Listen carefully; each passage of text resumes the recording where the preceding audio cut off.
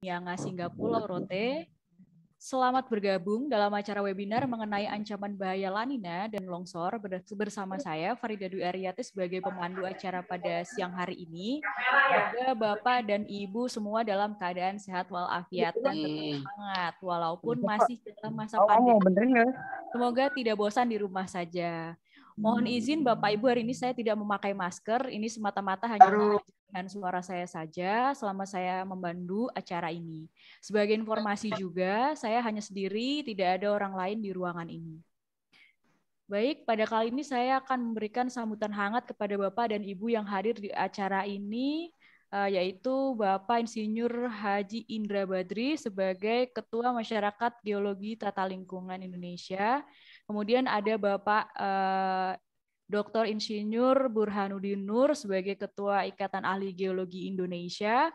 Kemudian ada Bapak Dr. Insinyur Eko Budi Lelono sebagai Kepala Badan Geologi. Kemudian mungkin nanti apabila datang Ibu Prof. Dwi Korita sebagai Kepala BMKG Indonesia yang sekarang mungkin sementara akan digantikan oleh Bu Nelly dari BMKG Indonesia juga. Kemudian ada Ibu Novien Avatia dari Badan Geologi, kemudian ada Prof. Mega dari UNPAD, kemudian ada Prof. Emi Suparka dari ITB, kemudian ada Ibu Insinyur Helmi Ritma Pamungkas dari UNPAK, kemudian ada Dr. Hanik Humaida dari Badan Geologi, dan juga rekan-rekan semua yang hadir dalam webinar kali ini. Memulai acara pada siang ini, mari kita awali dengan bismillah. Bismillahirrahmanirrahim. Semoga acara ini dapat berjalan dengan lancar dan memberikan manfaat bagi kita semua. Rekan-rekan, sebelum kita memulai acara hari ini, kita terlebih dahulu akan mendengarkan sambutan dari perwakilan Mageti, yaitu Bapak Insinyur Haji Indra Badri, selaku Ketua Masyarakat Geologi Tata Lingkungan Indonesia. Selamat siang Pak Indra. Apakah Pak Indra sudah join?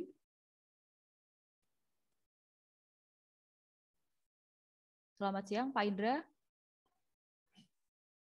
Oke, mungkin belum join ya ini Pak Indra ya. Bisa langsung ke sambutan selanjutnya yang akan disampaikan oleh Bapak Dr. Insinyur Burhanuddin Nur selaku Ketua Ikatan Ahli. Sorry, ini Pak Indra sudah join. Pak Indra, selamat siang. Selamat siang.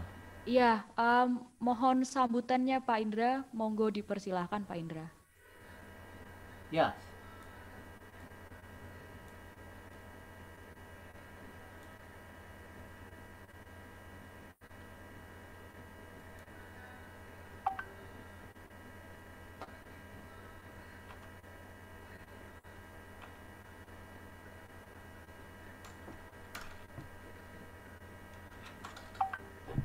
Sebentar nih, kendala teknisnya. Assalamualaikum warahmatullahi wabarakatuh. Bismillahirrahmanirrahim. Alhamdulillahirrabbilalamin. Segala puji bagimu Tuhan semesta alam yang telah memberikan perlindungan, nikmat hidup dan kebahagiaan bagi kita semua.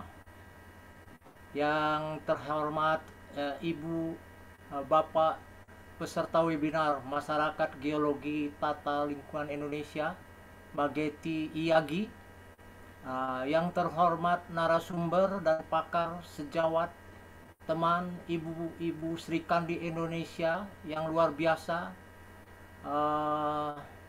Ibu Profesor Dwi Korita Karnawati, Ibu Profesor Dr. Insinyur Emi Suparka, Ibu Profesor Dr. Insinyur Mega Fatima Rosana, Ibu Dr. Hanik Humaida MSc, Ibu Helmi Ritma Pamungkas ST MSI, Ibu Novi ST Geologis Muda Penerus Generasi Senior. Di samping itu,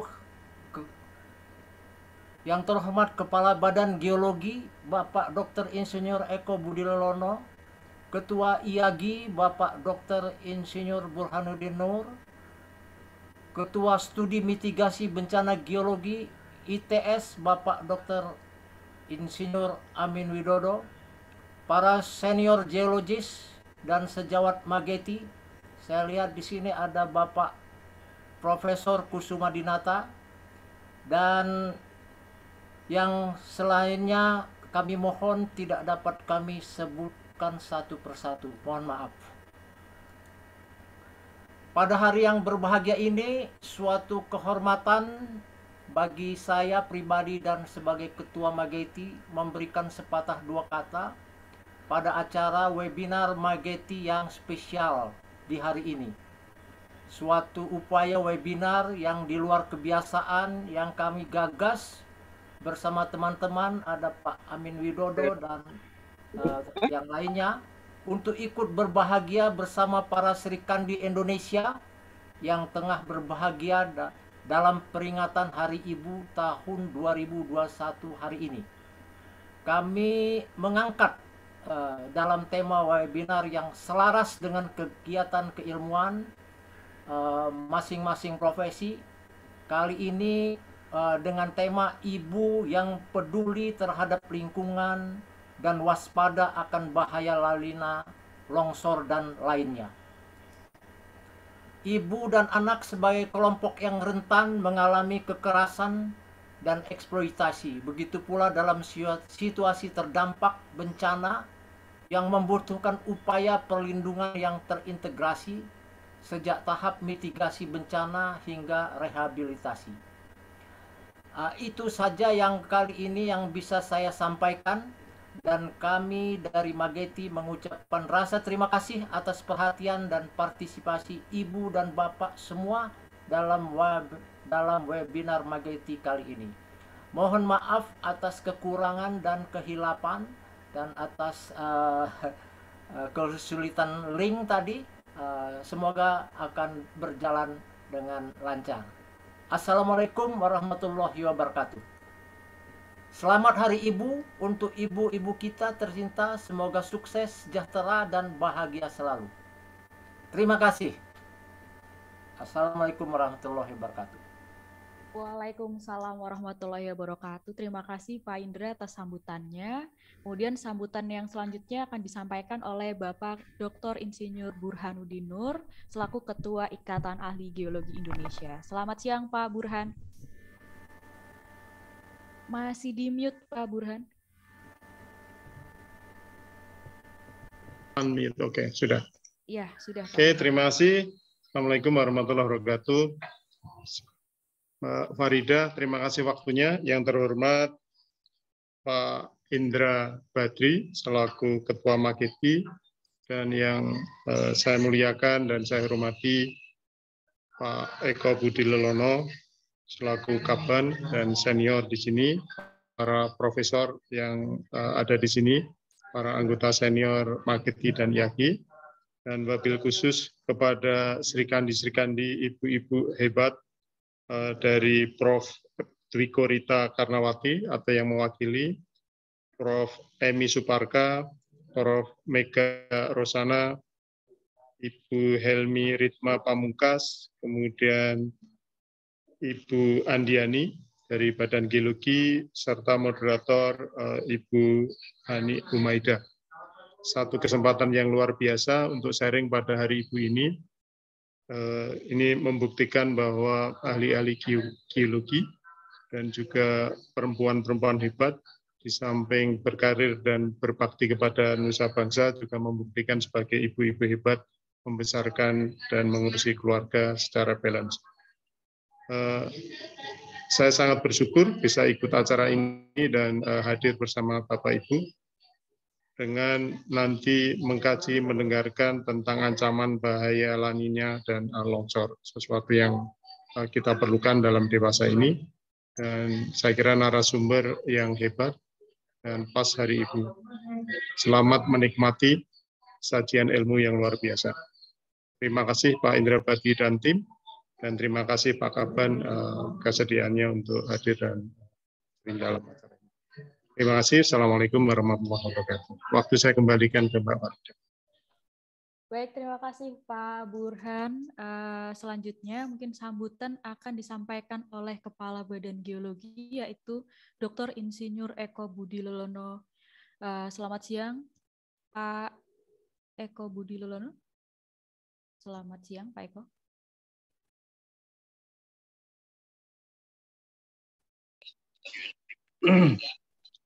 Baik, selamat siang, Baik, Bu monggo Moderator. Pak. Monggo Pak Eko. Bismillahirrahmanirrahim. Assalamualaikum warahmatullahi wabarakatuh. Selamat siang, salam sejahtera bagi kita semua dan salam sehat. Pertama-tama marilah kita panjatkan puji syukur kehadirat Allah SWT, Tuhan yang Maha Kuasa, atas segala rahmat dan nikmatnya sehingga pada hari ini kita semua bisa berkumpul di sini untuk memperingati Hari Ibu ya. Di bawah dari agenda Masyarakat Biologi Tata Lingkungan Indonesia atau MAGETI yang merupakan anak dari IAGI. Kemudian juga kami mengucapkan terima kasih yang sebesar-besarnya kepada MAGETI dan panitia yang mengundang kami di sini ya untuk hadir ya untuk memberi sambutan. Jadi yang saya hormati Bapak Ibu peserta webinar Masyarakat Geologi Tata Lingkungan Indonesia atau MAGETI IAGI, yang kami hormati narasumber dan para pakar. Nah, untuk tahun hari ini menampilkan Serikandi Indonesia yang luar biasa. Jadi mulai dari narasumber, kemudian penanggap sampai moderatornya semuanya ibu-ibu. Kemudian yang mendengarkannya bapak-bapak gitu ya. Ibunya juga ada mudah-mudahan. Ya, luar biasa nih MAGETI inisiatif MAGETI untuk memperingati Hari Ibu ini. Ini ada Ibu Prof. Dwi Korita sebagai Kepala BMKG atau yang mewakili, kemudian yang saya hormati Prof. Emi Suparka, Prof. Mega Rosana, kemudian Ibu Dr. Hani Kumaida, Ibu Helmi Ritma Pamungkas, Ibu Novi N. Fatia. Kemudian juga yang kami hormati dan banggakan Bapak Burhanuddin Nur sebagai Ketua IAGI dan Pak Indra Badri sebagai Ketua MAGETI yang menyelenggarakan acara ini. Kemudian juga ada Ketua Studi Mitigasi Bencana Geologi ITS, Pak Dr. Insinyur Amin Widodo. Juga tak lupa para senior di sini yang sekarang saya nggak bisa ngelihat nih satu persatu. Mohon maaf tidak disebutkan satu persatu. Kemudian para hadirin semua yang hadir pada acara webinar ini. Merupakan suatu kebahagiaan bagi kami di sini ya, hadir di sini untuk memberi sambutan pada hari yang berbahagia ini, khususnya bagi bapak-bapak, ibu-ibu ya, ibu-ibu, bapak-bapaknya enggak ya, ibu-ibu yang memperingati Hari Ibu tanggal 22 setiap tanggal 22 Desember ini. Dengan tema webinar yaitu Ibu yang peduli terhadap lingkungan dan waspada akan bencana ancaman La Nina, longsor dan lainnya. Nah, jadi dari mulai tadi saya sebutkan narasumber, kemudian penanggap, kemudian moderator ya. Itu semua ibu-ibu. Bahkan juga topiknya juga kayaknya kan baunya ibu-ibu juga nih, La Nina kan. La Nina nih mestinya merefer kepada ibu-ibu nih ya. Female lah gitu ya, female La Nina gitu. Kalau male berarti La Nono, La Nona apa. Jadi ini luar biasa. Kemudian kalau kita melihat dari catatan sejarah ya Organisasi Meteorologi Dunia, ini banyak permasalahan dan dampak yang terjadi akibat dari fenomena La Nina ini ya, yang memicu bahaya lainnya. Di dalamnya ada longsor ya, kemudian dampak timbul ikutan yang lainnya. Nah, setiap detik setidaknya satu orang kehilangan tempat tinggal, dan ini bila dibandingkan dengan jumlah orang yang kehilangan tempat tinggal akibat bencana alam yang lain itu 3 kali atau sampai 10 kali lebih besar ya ketimbang akibat perang dan konflik. Jadi data ini menunjukkan bahwa betapa pentingnya ya memahami fenomena La Nina ini. Tentu bagaimana cara memitigasinya, karena efeknya ternyata jauh lebih besar daripada yang disebabkan oleh perang dan konflik. Jadi setiap tahun sejak 2016 ini ada rata-rata 26 juta orang yang kehilangan tempat tinggal ya.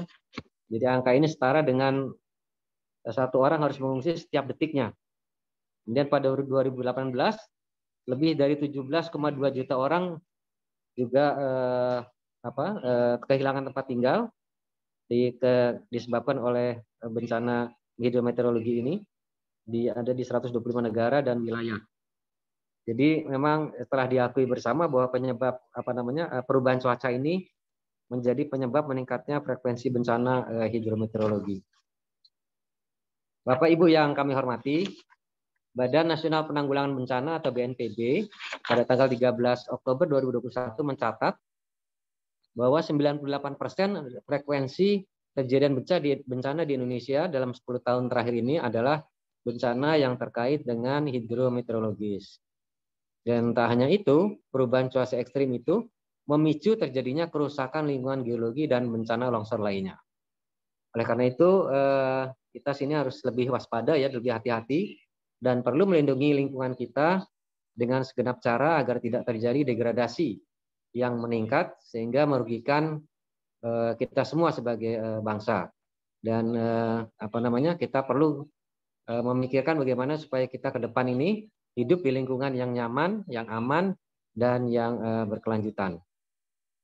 Saya kira demikian Bapak dan Ibu sekalian, Ibu dan Bapak sekalian.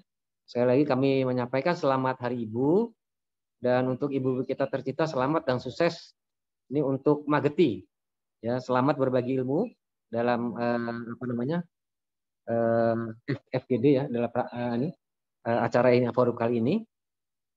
Kemudian dengan mengucapkan Bismillahirrahmanirrahim, secara resmi acara ini dibuka. Demikian, terima kasih. Wabillahi taufiq wal hidayah. Assalamualaikum warahmatullahi wabarakatuh. Waalaikumsalam warahmatullahi wabarakatuh. Terima kasih Pak Eko atas sambutannya. Tidak berlama-lama, mungkin langsung saja kita persilakan untuk moderator kita kali ini dari Kepala BPPTKG Badan Geologi di Indonesia, yaitu Dr. Hanik Humaida. Selamat siang, Ibu Dr. Hanik.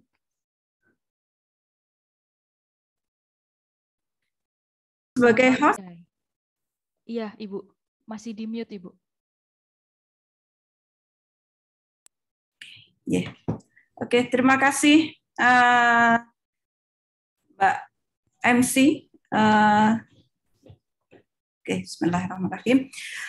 Terima kasih Mbak Farida yang telah menyampaikan waktunya, dan yang kami hormati Bapak Kepala Badan Geologi, kemudian Bapak Burhanuddin, Pak Indra Badri, serta para narasumber pada siang hari ini, yang tentunya ini semuanya merupakan kehormatan buat kita semua ya, bahwa pada siang hari ini kita bersama-sama untuk memperingati Hari Ibu. Ya. Bismillahirrahmanirrahim. Assalamualaikum warahmatullahi wabarakatuh.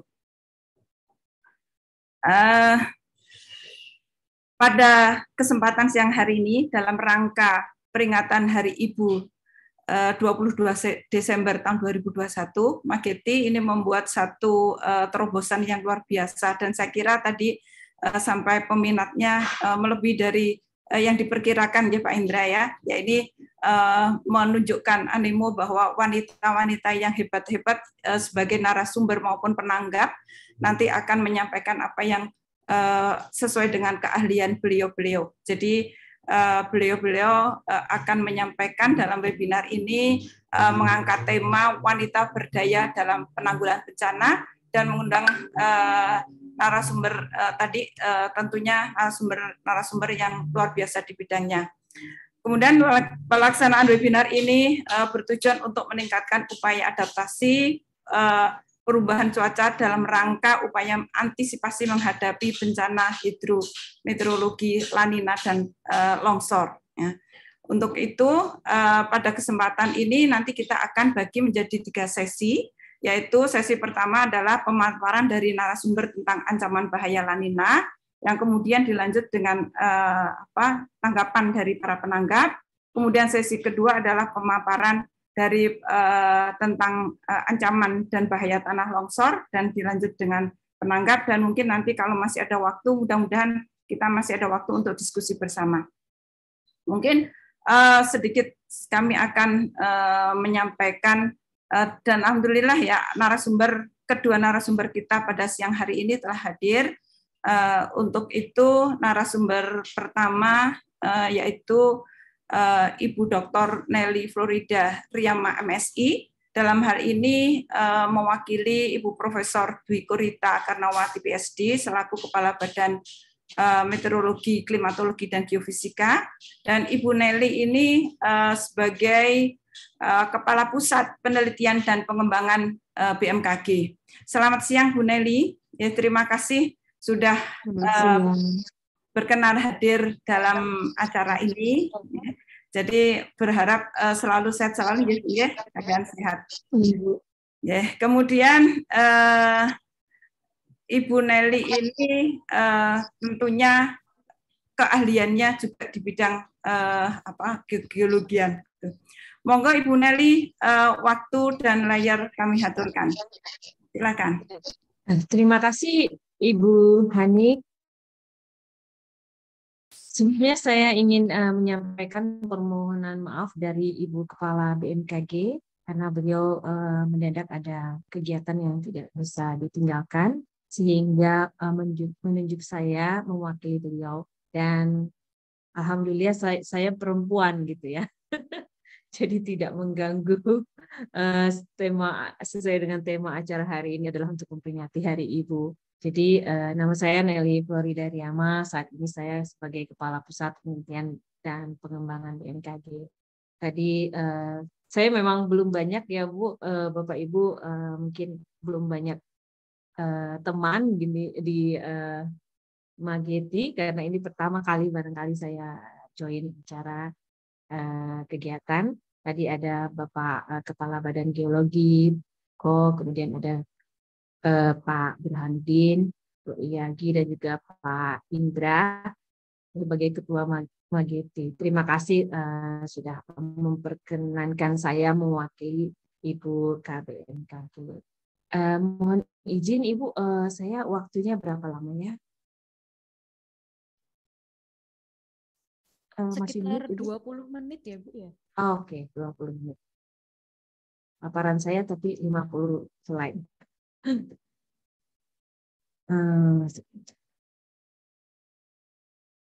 Saya izin share screen ya Ibu.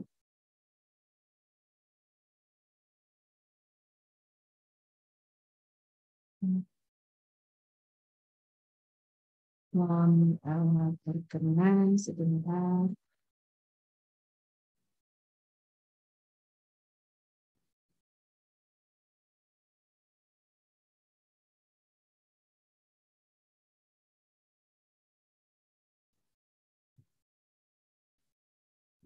Ya, sesuai dengan tema yang disampaikan kepada kami untuk memberikan atau sharing informasi terkait La Nina.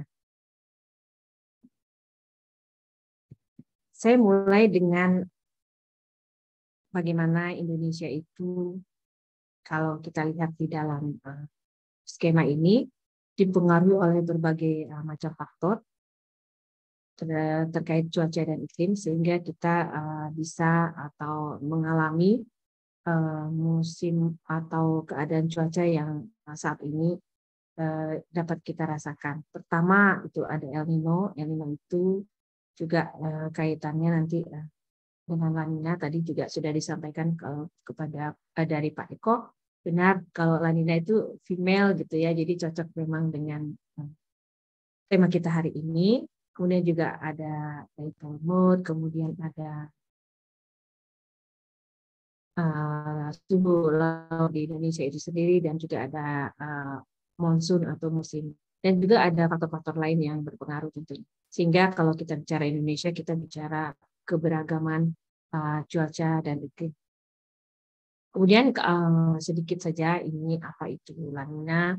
Kalau kita lihat bahwa La Nina itu adalah bagaimana fenomena global atmosfer dan laut yang terjadi sebenarnya di Samudra Pasifik ketika di sana itu suhu muka lautnya mendingin, tetapi karena di sana suhu muka lautnya mendingin maka akan suhu muka laut di Indonesia itu justru menjadi hangat. Nah, itulah yang menyebabkan curah hujan di Indonesia itu meningkat karena ada sumber-sumber penguapan. Kemudian tadi sudah disampaikan juga kebalikannya adalah El Nino. Secara umum sebenarnya kejadian La Nina dan El Nino ini memiliki periode 2-7 tahun. Kemudian juga berbagai berita biasanya menyebutkan La Nina itu adalah badai, padahal bukan ya. Tapi La Nina itu bukan badai. Kalau badai kan bicara siklon tropis dan sebagainya. Tapi memang La Nina itu akan menyebabkan bertambahnya curah hujan di Indonesia sehingga dapat memicu sering dikatakan kemarau basah. Artinya kemarau tetapi cukup basah. Kemudian kalau lihat secara historis dari tahun 80-an sampai tahun sekarang itu bisa dikatakan ada 15 kejadian La Nina, 5 La Nina kuat, 3 La Nina moderate, kemudian ada 14 kejadian El Nino. Dan kita juga mencatat selama periode 40 tahun terakhir ini, periode El Nino maupun La Nina terjadi itu mengganggu iklim di Indonesia. Kemudian kalau dilihat secara global, sebenarnya tidak hanya Indonesia, tapi juga negara-negara lain. Tapi terutama di Indonesia ditunjukkan oleh warna hijau, itu akan lebih basah. Kebalikannya dengan daerah lain, terutama di Amerika Selatan, itu justru mereka akan lebih kering. Kemudian ini juga bukan fenomena yang bergerak, jadi juga sering kali dalam beberapa artikel dikatakan badai La Nina sedang melewati Indonesia. Sebenarnya bukan seperti itu. Kemudian kita juga harus memahami bahwa tidak ada kejadian La Nina yang identik. Jadi setiap kalau kita katakan terjadi La Nina, itu biasanya dampaknya berbeda-beda. Tetapi secara umum kita dapat katakan bahwa akan meningkatkan curah hujan di Indonesia. Kemudian ini juga ada berbagai studi yang sudah dapat memetakan bagaimana dampak La Nina terhadap curah hujan. Ini dilakukan oleh salah satu staf di BMKG, Supari. Jadi dari studi yang dilakukan terlihat bahwa itu akan tergantung dari kapan La Nina itu terjadi. Apakah itu pada bulan atau musim kemarau atau pada musim hujan. Kemudian di wilayah mana. Kemudian intensitasnya seperti apa. Sehingga bisa disampaikan pada bulan September, Oktober, November, dampak La Nina itu akan signifikan di wilayah selatan, tengah, dan timur. Kemudian selanjutnya Desember, Januari, Februari, dampak La Nina akan signifikan di wilayah tengah dan kemudian kalau dilihat juga bagaimana curah hujan periode La Nina maupun dibandingkan dengan normalnya dapat dilihat bahwa pada tahun La Nina biasanya kemarau berlangsung lebih basah dan dikategorikan kalau memakai kategori yang dipakai oleh BMKG itu di kategori menengah hingga tinggi. Kemudian kita juga belajar dari dampak La Nina yang tahun yang lalu. Kita sudah ada laporan bagaimana inventarisasi dampak La Nina tahun 2020 sampai 2021 Maret kemarin itu, bahwa di sini dihitung bagaimana anomali curah hujan sebenarnya dan hari hujan dari data 2.532 titik pengamatan yang kita punya. Dan di dalam laporan ini juga dihimpun dampak di sektor lain, termasuk ada kontribusi dari Kementerian Pertanian, KKP, kemudian juga dari BPB dan BNPB.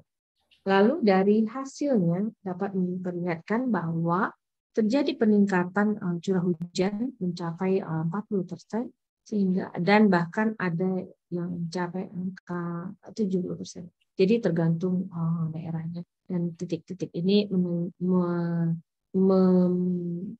menggambarkan bagaimana anomali curah hujan yang terjadi di setiap lokasi, di setiap lokasi pengamatan pada periode Agustus sampai Maret 2021. Kemudian hal yang dapat kita jadikan lesson learn bahwa jumlah hari hujan itu memang meningkat sepanjang periode La Nina, hampir merata di seluruh wilayah Indonesia. Kemudian dari sini biasanya dihubungkan dengan perjalanan kejenuhan tanah sehingga akan meningkatkan risiko longsor, juga akan mengganggu produksi garam. Tapi dari sisi positifnya juga kita perlu melihat bahwa bagaimana memanfaatkan peningkatan hari hujan ini sebenarnya terhadap sektor sumber daya air maupun pertanian. Ini untuk bulan ini menggambarkan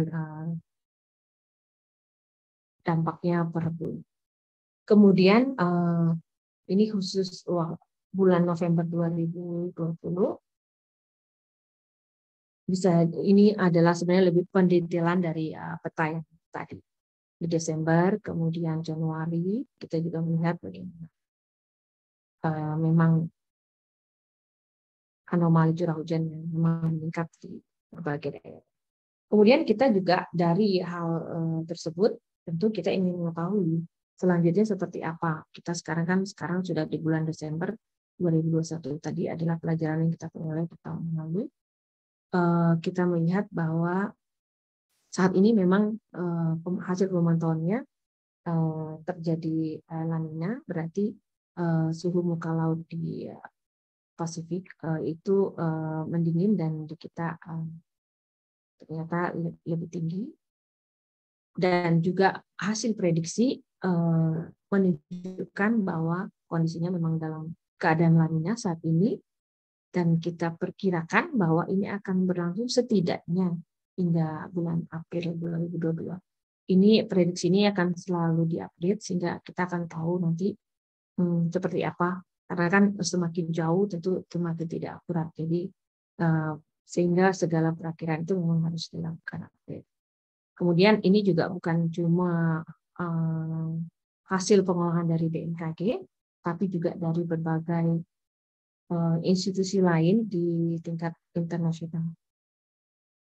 Hanya JAMSTEC dan CPC yang memperkirakan La Ninanya itu lemah atau menuju normal. Kalau yang lain, institusi lain lemah dan moderat.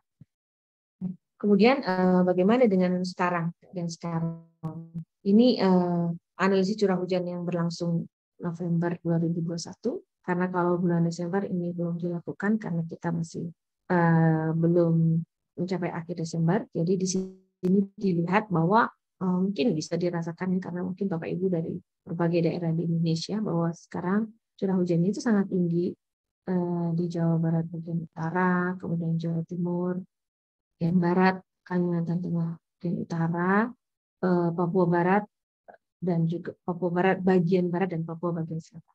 Sedangkan yang curah hujan rendah juga ada di Sumatera Utara bagian selatan, Jambi bagian barat, Banten bagian utara, Kalimantan Timur bagian utara, Sulawesi Tengah bagian utara, Sulawesi Tenggara bagian timur, Maluku bagian timur, dan Papua Barat bagian timur. Jadi sebenarnya ini juga bisa menunjukkan bahwa Indonesia itu memang sangat beragam karena memang kita negara yang sangat luas. Jadi kejadian di suatu tempat tidak sama dengan kejadian di tempat yang lain. Kemudian sifat hujannya memang normal dan di atas normal pada umumnya, tetapi tetap ada daerah-daerah yang justru mengalami sifat hujan di bawah normal. Kemudian kalau dari sini kita melihat bahwa sampai bulan November 2023 ternyata memang sudah 81,50 8% wilayah Indonesia sudah memasuki musim hujan berdasarkan daerah zona musim. Jadi kita membagi daerah Indonesia itu berdasarkan zona musim atau zona musim yang sama. Kemudian bagaimana peluangnya untuk bulan Desember ini? Kita memperkirakan khusus untuk daerah-daerah yang kami sebut tampilkan di sini itu adalah dalam skala kabupaten mana yang memasuki musim hujannya baru di Desember 1. Desember 1 itu artinya Desember 1 artinya dari tanggal 1 sampai 10. Atau Desember 2 berarti 10, di atas 10, 11 sampai 20, kemudian Desember 3 dan seterusnya. Kemudian dari sini dilihat masih ada beberapa daerah memang belum memasuki awal musim hujan, tetapi sebagian besar tadi sudah dikatakan 80, di atas 80% sudah musim hujan. Kemudian puncak musim hujan juga bisa kita lihat. Jadi rata-rata itu di Januari, Februari, Maret itu mengalami puncak musim hujan seperti biasa mungkin yang kita alami di daerah Jabodetabek. Kemudian bagaimana perakiraan curah hujannya bisa dilihat seperti ini. Yang hijau berarti memang dia akan tinggi gitu ya, dan sebagian wilayah Indonesia itu di kategori menengah dan tinggi. Kemudian bagaimana peluang hujan harian ini tadi juga bisa dilihat seperti ini, yang di atas 150 mm akan banyak betul. Ini adalah semacam resume dari perakiraan hujan bulanan, tetapi ini kami hitung sampai bulan Mei 2022. Jadi seperti ini nanti pola hujan yang kami perkirakan akan dialami oleh daerah-daerah di Indonesia. Kemudian juga sifat hujannya juga seperti ini. Jadi bisa dirinci bagaimana yang akan di bawah normal dan di normal dan atasnya. Kemudian juga yang harus menjadi perhatian adalah daerah-daerah khusus yang mempunyai kriteria yang tinggi. Artinya di sini curah hujannya di atas 300 mm per bulan. Ini juga sudah bisa diperkirakan sehingga kita dapat melakukan antisipasi. Kemudian juga BMKG mengeluarkan peta perakiran daerah potensi banjir. Ini per bulan, ini adalah khusus untuk bulan Desember. Ada beberapa tempat yang diperkirakan akan tinggi, yaitu yang berwarna merah, sehingga itu tentunya menjadi perhatian dari kita semua, terutama di tingkat daerah. Kemudian ini untuk bulan Januari 2022 dan sampai Februari. Jadi biasanya kita memberikannya 3 bulan ke depan. Lalu sebagai ringkasan dari presentasi ini adalah pertama kita harus memahami bahwa La Nina itu bukanlah badai atau topan, tetapi adalah peristiwa penyimpangan perilaku di Samudra Pasifik, terutama menyangkut suhu muka laut. Kemudian ini adalah peristiwa yang terjadi dalam tingkat global, jadi bukan kejadian skala lokal yang menjalar gitu. Kemudian dampak La Nina itu sendiri beragam mengikuti waktu. Tapi kita dapat simpulkan bahwa La Nina meningkatkan curah hujan di Indonesia. Tetapi kita juga harus mencatat bahwa meskipun La Nina adalah kejadian yang berulang, tidak ada kejadian La Nina yang benar-benar identik. Kemudian puncak dampak La Nina itu tidak terjadi bersamaan dengan puncak kejadian La Nina. Ini ada beberapa peristiwa yang kita menjadi referensi hal ini. Kemudian berdasarkan monitoring BMKG terhadap kondisi ENSO, saat ini nilai memang dalam kondisi ambang batas melewati ambang batas La Nina, yaitu sebesar minus 0,9. Tetapi kita juga memperhatikan bahwa dari sini diprediksi terus berkembang dan akan berlangsung dengan intensitas lemah dan sedang setidaknya sampai April 2022. Kemudian dari kejadian La Nina tahun lalu yang juga menjadi referensi kita bahwa akan ada peningkatan curah hujan di November, Desember, Januari, terutama di wilayah Sumatera bagian selatan, Jawa, Bali, hingga NTT, Kalimantan bagian selatan, dan Sulawesi bagian selatan, antara 20-70% di atas normalnya. Dan kita perkirakan juga atau kita prediksi bahwa tahun ini juga dampaknya relatif sama. Kemudian ini juga berbagai ringkasan dari yang sudah saya sampaikan tadi, bahwa sudah di atas 80%, kemudian potensi peningkatan curah hujan di puncak musim hujan dari Januari sampai Februari, kemudian perakhiran hujan di atas 300 mm juga akan menjadi perhatian kita di tempat-tempat yang dituliskan di sini. Sehingga yang menjadi rekomendasinya adalah bahwa pemerintah daerah, masyarakat, dan semua pihak terkait dalam pengelolaan sumber daya dan pengurangan risiko bencana agar bersiap atau merumuskan atau untuk melakukan langkah-langkah pencegahan dan mitigasi, karena memang sudah diprediksi bahwa akan ada peningkatan curah hujan yang berpotensi menjadi peningkatan bencana hidrometeorologi seperti banjir, longsor, banjir bandang, ataupun puting beliung, dan juga terjadinya badai tropis yang mungkin sekarang sudah menjadi sering kita alami. Demikian yang bisa saya sampaikan, dan kurangnya saya mohon. Terima kasih. Terima kasih Bu Nelly yang sudah menyampaikan paparannya yang tepat waktu ini ya. Kemudian kita lanjut dengan penanggap. Jadi penanggap ini ada 2 penanggap, yaitu dari Unpad Universitas Padjadjaran, yaitu Ibu Profesor Dr. Insinyur Mega Fatimah Rosana MSc PhD. Selamat siang Bu Mega. Ibu Mega sudah bergabung, ya?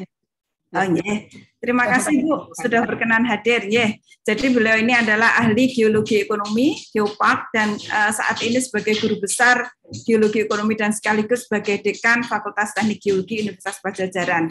Kemudian nanti penanggap berikutnya adalah Ibu Profesor Dr. Insinyur Emi Suparka IPU. Selamat siang Bu Emi. Terima kasih sudah berkenan hadir. Jadi Bu Emi tentunya tidak asing lagi buat kita. Jadi beliau ini sudah sangat di bidang geologi, tentunya semuanya sudah mengenal beliau. Beliau adalah guru besar emeritus di Institut Teknologi Bandung di ITB dan guru besar geologi di Universitas Pertamina yang saat ini juga masih aktif mengajar pada kedua universitas tersebut. Ya, kepada Bu Emi dan Bu Mega waktu kami haturkan. Mungkin Bu Emi, Bu Mega dulu, monggo Bu Mega. Yeah. Prof. Emi duluan, silahkan. Ada dari tadi, please, nggak apa-apa. Saya kan nguping nantinya dulu. Baik, terima kasih Prof. Bu Hanik. Salam kenal Bu Nelly.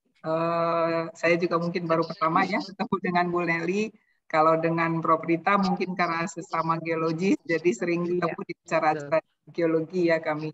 Walaupun ini mungkin saya sempat komentari juga nih ke Pak Indra ya, terima kasih juga saya diundang di sini. Walaupun kemarin saya sempat komen juga ini, wah ini mah bukan bidang saya nih untuk mengomentari tentang hidrometeorologi gitu, bukan ahlinya. Tadi seperti disampaikan Bu Hanik, saya lebih ke ekonomi geologi mungkin urusannya gitu ya. Jadi nggak pas juga, tapi katanya yang penting nggak apa-apa, ini perempuan kok acaranya gitu. Jadi mungkin coba sedikit berkomentar saja, mungkin memberi tanggapan juga dari yang paparan Ibu ya. Terus terang mungkin banyak juga orang lain sama mungkin seperti saya dengan background geologi harusnya mungkin lebih banyak tahu juga ya Bu tentang tadi paparan Ibu hidrologi apa, khususnya dengan El Nina tadi gitu ya.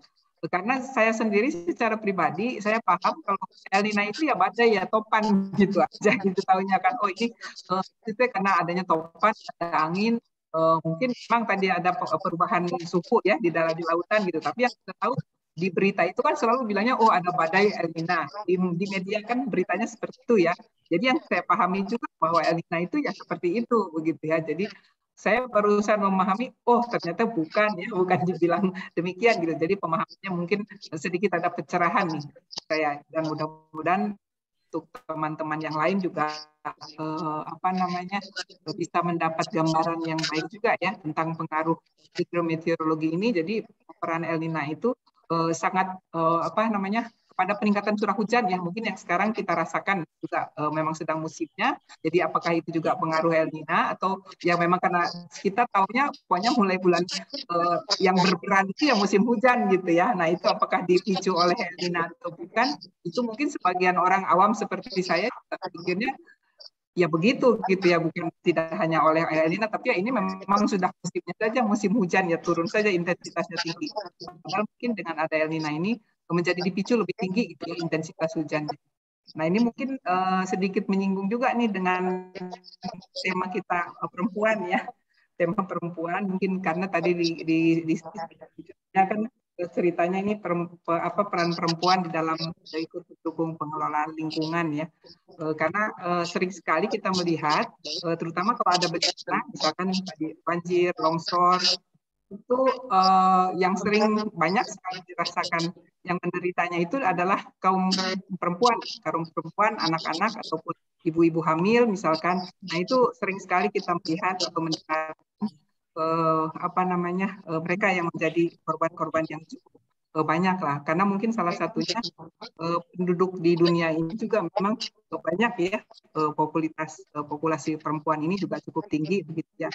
Dan saya melihat juga di beberapa negara ketiga, mungkin salah satunya di Indonesia juga, ataupun juga ada budaya dari masyarakat negara tersebut yang istilahnya kesetaraan gender ini masih belum merata ya antara perempuan dan laki-laki, sehingga ada hal-hal tertentu yang ini hanya perempuan aja yang mengerjakan, itu hanya laki-laki saja, bukan. Masuk misalkan di kita peran perempuan ini di dalam upaya untuk mitigasi bencana. Tadi misalkan ya, apakah itu bencana hidrometeorologi, apakah bencana longsor atau apa, kebanyakan di dalam pelibatan upaya pencegahan bencana atau pelatihan-pelatihan yang dilakukan oleh instansi-instansi terkait itu lebih banyak laki-laki yang dilibatkan. Padahal sementara perempuan ini yang sebetulnya tadi relatif lebih rentan terhadap potensi bencana ini. Jadi kalau misalkan seharusnya mereka juga bisa diedukasi lebih baik lagi, gitu ya. Apalagi kalau misalkan kaitannya kemudian dengan hubungannya dengan pola lingkungan ya, pola lingkungan misalkan pola produksi dan konsumsi dari masyarakat kita gitu ya, apakah cocok tanam atau apa, itu kan di negara kita umumnya banyak pelakunya adalah perempuan gitu ya. Nah ini kalau mereka tidak diberi edukasi yang baik tentang misalkan salah satu potensi El Nino tadi misalkan, itu mungkin pengetahuan mereka kalau diberikan lebih baik, mereka bisa prevent dirinya, keluarganya dari potensi kemungkinan bencana-bencana tadi yang dihasilkan. Misalkan tadi kemungkinan ada potensi longsornya, banjirnya, begitu ya, atau ada badainya, dan sebagainya. Jadi kalau dari jauh-jauh hari atau dari mereka ini diberi edukasi yang baik, yang benar, misalnya kan ibu terutama yang di desa ya, nah ini mungkin mereka sudah bisa prevent gitu untuk keluarganya minimal gitu ya, atau keluarga sekitar terdekatnya, mungkin mereka bisa ikut berperan pada saat ada bencana itu, mereka bisa turut berperan membantu atau apa begitu ya. Nah ini mungkin di sini mungkin di kita yang peran seperti ini belum terlihat ya, atau ada tapi masih minim ya, karena tadi mungkin isu kesetaraan gender ini belum betul-betul kita lakukan di kita ya, khususnya di dalam mengedukasi kebencanaan ini. Sementara mungkin itu dulu Bu Hani dari saya yang saya bisa komen dari paparan Bu Nelly. Terima kasih, mudah-mudahan bisa bermanfaat. Assalamualaikum warahmatullahi wabarakatuh. Waalaikumsalam warahmatullahi wabarakatuh. Makasih Prof. Mega. Mungkin tanggapan yang luar biasa saya kira. Monggo Prof. Emi untuk tanggapan berikutnya. Baik, Terima kasih Bu Hanif. Salam kenal juga Bu Nelly. Salam kenal Ibu. Sama juga kalau Bu Dwi Gorita sudah sering ketemu gitu. Nah itu tadi Bu Mega sudah memberi tanggapan.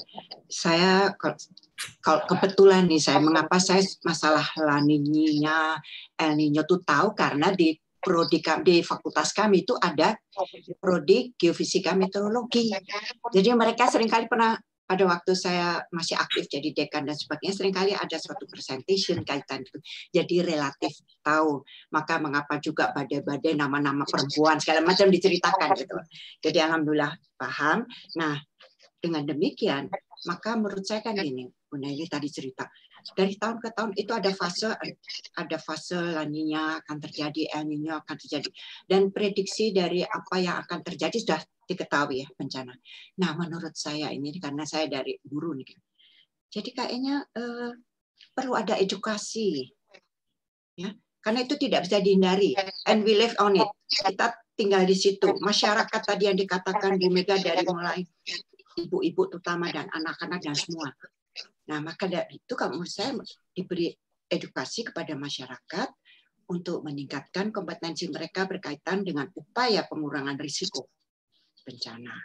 Nah, apa yang harus dilakukan? Penyuluhan, sosialisasi, dan sebagainya. Dan kan tadi dikatakan ibu-ibu dan anak-anak dilibatkan. Bagaimana caranya? Nah, waktu penyuluhan segala macam itu kalau di PKK dan sebagainya, ibu-ibu nih yang diajak. Kan biasanya gitu juga. Nah, kalau ibu-ibu tahu kan dia bisa share sama anak-anaknya. Kemudian kalau ibu-ibu itu juga suatu guru kan di sekolahnya bisa memberitahu murid-muridnya. Jadi mereka terlibat. Dalam artian barangkali tidak ikut dalam apa actionnya, tapi di pengetahuan itu dia bisa memberi pengetahuan ke lingkungannya. Itu biasanya ibu-ibu bisa diajak. Jadi menurut saya itu di dalam kegiatan itu ibu-ibu bisa diikut sertakan dan termasuk orang yang diberi pencerahan itu. Dan apa? Satu tentunya informasi BMKG dari BMKG itu sangat bagus. Saya tidak tahu bagaimana informasi itu harus dibuat sederhana sehingga masyarakat itu paham. Dengan informasi dari BMKG kemudian bekerja sama juga untuk nanti bencana penanggulangan apapun juga ada di penyuluhan itu dengan PVMBG, dengan LSM, dengan Pemda, dan juga kami orang-orang ini nih, para guru-guru ini. Jadi mungkin semua harus terlibat, karena kita menghadapi alam nih, gitu. Jadi menurut saya itu yang harus dilakukan. Nah caranya bagaimana yang sederhana menurut saya tadi itu di PKK itu bisa awalnya, gitu Bu. Jadi itu saja kok buat saya. Terima kasih Prof. Emi yang sudah menyampaikan tanggapannya. Nanti untuk sesi diskusi kita masuk sesi 3. Sekarang kita coba masuk sesi kedua dulu ya Bu ya. Dari sekaligus nanti diskusi baik tentang La Niña maupun tanah longsor. Terima kasih sekali lagi untuk Prof. Dia, Prof. Emi, Bu Dr. Nelly. Mudah-mudahan nanti kita masih melanjutkan untuk seksi berikutnya. Kemudian untuk sesi berikutnya, sesi kedua, ini adalah narasumber kita adalah Ibu Novi Afatia, STMT, yang dalam hal ini mewakili Ibu Insinyur Andiani MT selaku Kepala Pusat Vulkanologi dan Mitigasi Bencana Geologi. Ibu Novi Nur ini sebagai penyelidik bumi madya yang mempunyai banyak pengalaman dalam penanganan bencana geologi, tanah longsor, gitu ya. Selamat siang Bu Novi. Selamat siang. Ya, terima kasih sudah hadir. Ya, kami berharap selalu sehat, Ibu ya, dalam keadaan sehat. Ya. Kemudian nanti untuk berikutnya penanggapnya adalah Prof. Emi dan dari Ibu Helmi Ritma Pamungkas STMSI. Ya, waktu kami haturkan ke Ibu Novi. Monggo Bu Novi. Terima kasih Bu Harmi. Suara saya sudah terdengar? Sudah jelas Bu. Terima kasih. Yang terhormat Ketua IAGI, yang terhormat Ketua Mageti, ibu-ibu para ibu moderator dan ibu-ibu para penanggap sekalian. Assalamualaikum warahmatullahi wabarakatuh. Sebelumnya saya menyampaikan permohonan maaf dari Ibu Kapus PVMBG yang tidak bisa hadir pada acara hari ini dan menugaskan saya untuk mewakili beliau. Saya sekarang ada di kelompok mitigasi bencana gerakan tanah di Pusat Vulkanologi dan Mitigasi Bencana Geologi. Untuk mempersingkat waktu, izin saya untuk share screen.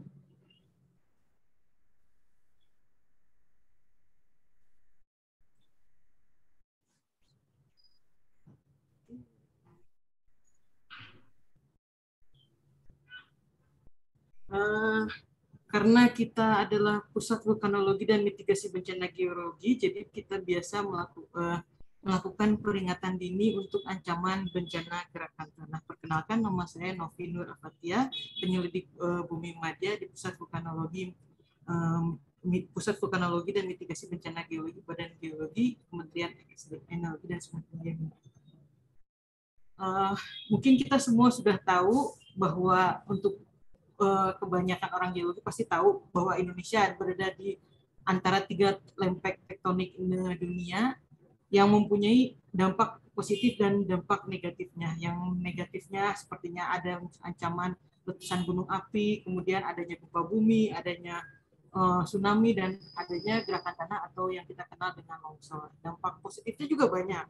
Yang pertama ada kesuburan tanah yang tinggi, adanya kita memiliki cekungan sedimen, kemudian kita memiliki manifestasi panas bumi, dan juga adanya cekungan air tanah. Tapi bencana geologi juga memiliki akibat yang merusak hasil-hasil yang pembangunan yang telah kita lakukan, dan juga hilangnya jiwa manusia atau korban manusia. Nah, sedikit memperkenalkan jenis-jenis bencana geologi apa aja sih gitu. Ada jenis bencana geologi itu ada 4. Yang pertama adalah gunung api, kemudian adanya gempa bumi, yang ketiga adalah tsunami, dan yang keempat adalah gerakan tanah, atau yang lebih kita kenal dengan nama longsor untuk orang awam. Kemudian lebih dari 800 kejadian gerakan tanah dalam 1 tahun terjadi di Indonesia. Kemudian bencana gerakan tanah sebagian besar terjadi pada musim hujan dan selalu berulang pada setiap tahunnya. Kemudian jenis-jenis gerakan tanah yang sering terjadi di Indonesia. Mungkin ibu bapak sekalian sudah sering melihat di TV, baca di koran, baca di media sosial, ada foto-foto tentang gerakan longsor, tanah longsor. Ini adalah jenis-jenis longsoran yang sering terjadi di Indonesia. Yang pertama adalah jenisnya longsoran atau slide. Ini ada tiga contoh. Mohon maaf Bu Novi, bisa di slideshow kan? Karena belum muncul ini, baru yang baru yang halaman 1. Oh, sudah. Di saya sudah muncul. Iya, minta tolong nih dari Prof Mega nih, minta tolong di slideshow-kan gitu. Sekarang gimana? Sudah? Belum, ini masih. Slideshow-nya Mbak Novi. Ya. Ini saya sudah slideshow. Oh, ini sudah share. Mungkin unshare dulu baru di-share lagi. Saya klik keluar dulu ya.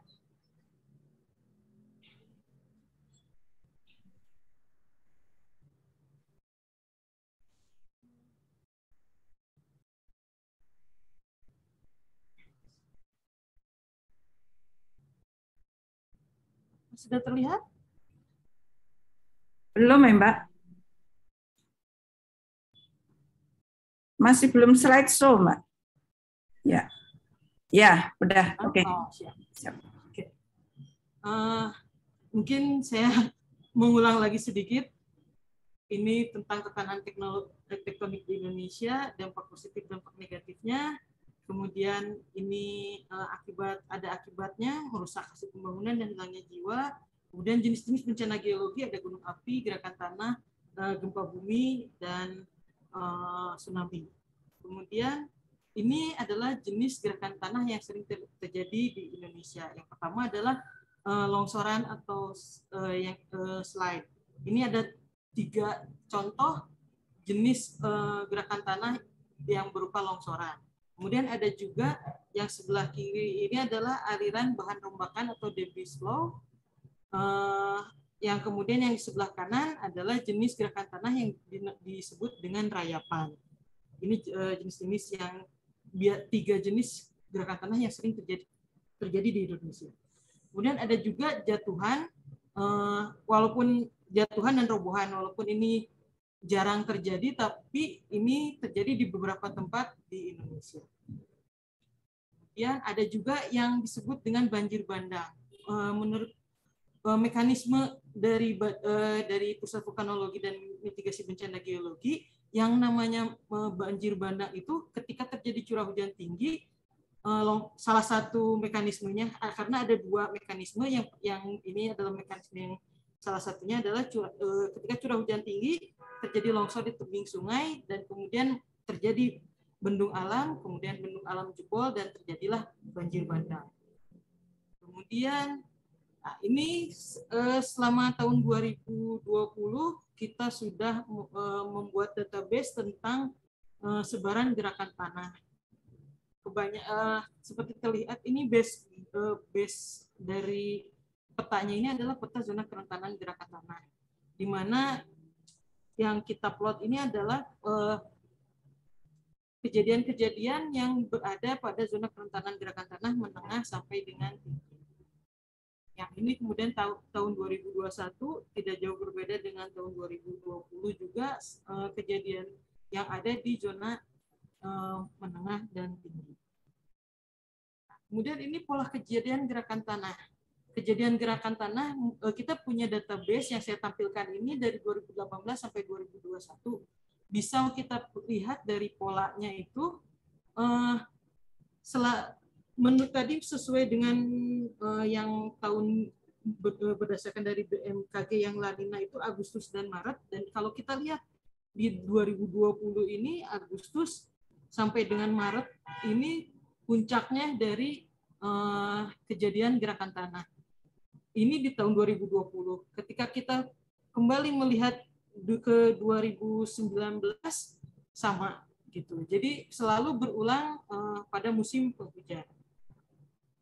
Kemudian karena kita adalah mitigasi Pusat Vulkanologi dan Mitigasi Bencana Geologi, jadi salah satunya itu adalah mitigasi gerakan tanah. Kita melakukan ketika sebelum kejadian kita menyusun dokumen, norma, standar, prosedur, dan kriteria termasuk SNI dan SOP.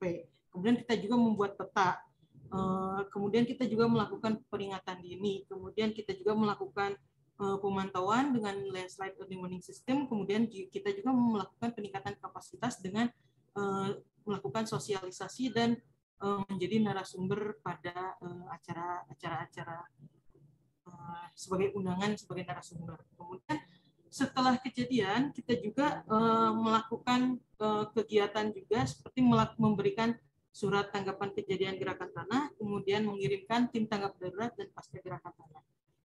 Pada aksi apa yang kita lakukan, kita memberikan rekomendasi rekayasa apa yang harus mereka lakukan, kemudian apakah rekayasa engineering, apakah bioengineering, apakah memang tidak bisa direkayasa dan harus direlokasi, atau bisa melakukan adaptasi dengan kearifan lokal.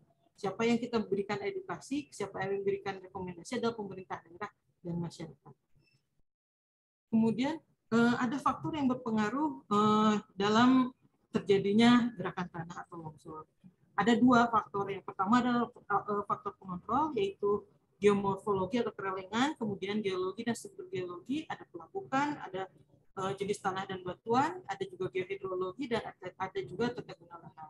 Sedangkan yang memicu terjadinya gerakan tanah adalah yang pertama curah hujan, yang kedua gempa bumi, yang ketiga adalah campuran dari curah hujan dan gempa bumi, dan yang terakhir yang paling sering adalah aktivitas dari manusia. Sehingga gerakan tanah ini bisa disebabkan oleh curah hujan tinggi, namun curah hujan tinggi tidak selalu menyebabkan terjadinya gerakan tanah atau longsor. Kemudian dari faktor-faktor yang setelah faktor-faktor pengontrol dan pemicu yang saya sebutkan ini, kita kemudian membuat peta zona kerentanan gerakan tanah. pemetaan ini telah di SNI-kan, metode pemetaannya di SNI-kan dengan SNI 8291 yang diterbitkan tahun 2016. Dibagi ke dalam 4 zona. Sangat rendah, rendah, menengah, dan tinggi. Kemudian metode-metodenya dan parameternya ada di dalam SNI itu. Jadi ada metode heuristik, statistik, dan deterministik. Kemudian zona kerentanan gerakan tanah itu sendiri dibagi menjadi 4 zona. Yang pertama, zona kerentanan gerakan tanah tinggi, yaitu zonanya yang sering terjadi gerakan tanah. Gerakan tanah yang lama masih bisa aktif kembali, terutama jika curah hujan tinggi. Kemudian zona kerentanan gerakan tanah menengah. Di zona ini bisa terjadi gerakan tanah berukuran kecil, terutama di tebing karena pemotongan jalan, kemudian di tebing sungai, kemudian di daerah curam dengan batuan dasar yang kuat dan pelapukan tanah yang tipis, kemudian gerakan tanah lama yang sudah yang dapat berkembang aktif kembali, terutama yang berada di gawe utama gerakan tanah yang disebabkan oleh hujan dengan intensitas tinggi. Ya, pada zona yang ketiga adalah zona kerentanan gerakan tanah rendah. Pada zona ini jarang terjadi gerakan tanah, dan apabila tidak mengalami gangguan pada lereng, gerakan tanah yang sudah terjadi sudah relatif menjadi mantap kembali. Kemudian gerakan tanah ini juga dapat terjadi di zona kerentanan gerakan tanah rendah, tapi skalanya kecil, terutama di lembah sungai yang terjal. Kemudian yang terakhir ada zona kerentanan gerakan tanah rendah. Zona ini mempunyai tingkat kecenderungan yang sangat rendah terhadap gerakan tanah. Umumnya yang daerah yang landai itu biasanya termasuk ke dalam zona kerentanan gerakan tanah yang sangat rendah. Kemudian rencana aksi untuk melakukan peningkatan kesiapsiagaan dan peningkatan kapasitas pemerintah daerah dan masyarakat terhadap bencana gerakan tanah apa saja. Yang pertama adalah memberikan informasi peringatan dini tentang potensi gerakan tanah pada setiap bulannya. Yang Bapak Ibu sekalian lihat di monitor, ini kita membuat peringatan peta perakiraan wilayah potensi terjadinya gerakan tanah pada bulan ini Desember. Yang ini Desember 2021. Dari apa saja yang sumber datanya? Yang pertama adalah peta perakiraan curah hujan yang dikeluarkan oleh BMKG. Yang kedua adalah peta zona kerentanan gerakan tanah yang telah dikeluarkan oleh PVMBG, dan yang ketiga adalah peta batas administrasi yang telah dikeluarkan oleh BIG. Jadi kita membuat dengan melakukan GIS processing, kita membuat peta dan tabel, menghasilkan peta dan tabel wilayah potensi terjadinya gerakan tanah pada bulan tertentu. Jadi setiap bulan kita memperbaharui peta perakiraan terjadinya gerakan tanah. Nah, kalau ini yang tahun 2020, ini di Jawa Tengah kita lihat sebarannya bulan Januari yang merahnya itu yang tinggi, dapat dilihat Januari, Februari, Maret, April itu cukup banyak, kemudian Mei, Juni, Juli, Agustus, September, Oktober, November, Desember itu sudah mulai banyak kembali. Kemudian ini 3 bulan terakhir, Oktober, November, dan Desember 2021. Jadi yang berdasarkan peta ini kita bisa memberikan informasi kepada terutama kepada pemerintah daerah untuk siap siaga ketika terjadi bencana gerakan tanah. Ini adalah kejadian yang kita kumpulkan, kejadian gerakan tanah di tahun 2021. Ini jumlahnya seperti ini. Ketika musim penghujan jumlah gerakan tanahnya banyak, kemudian ketika musim kemarau gerakan tanahnya, jumlah kejadian gerakan tanahnya berkurang. Kemudian untuk Januari 2022 ini adalah peta perakiraannya dengan sumber data curah hujan dari BMKG. Kita bisa membuat bahwa zona kerentanan gerakan yang menjadi potensi gerakan tanah tinggi ini hampir di setiap pulau dan hampir di setiap provinsi di Indonesia ada. Jadi diharapkan pemerintah daerah untuk lebih waspada menghadapi kejadian ini. Nah, rekomendasi yang kita berikan adalah kewaspadaan terhadap potensi terjadinya gerakan tanah atau longsor pada pada bulan Januari 2022 ada di wilayah zona menengah yang berwarna kuning yang tadi dan zona yang tinggi di yang warna merah. Dan untuk pada zona rendah yang hijau, kewaspadaan utamanya di alur sungai dan tebing jalan. Kemudian juga kita mengingatkan untuk meningkatkan kewaspadaan atas potensi terjadinya banjir bandang. Tadi sudah disinggung sebelumnya ada dua terjadinya bagaimana cara terjadinya gerakan tanah. Yang pertama adanya pembendungan di pertemuan sungai, kemudian bendungnya runtuh, kemudian membentuk aliran banjir bandang. Yang kedua itu longsornya langsung masuk ke dalam sungai dan membentuk aliran banjir bandang.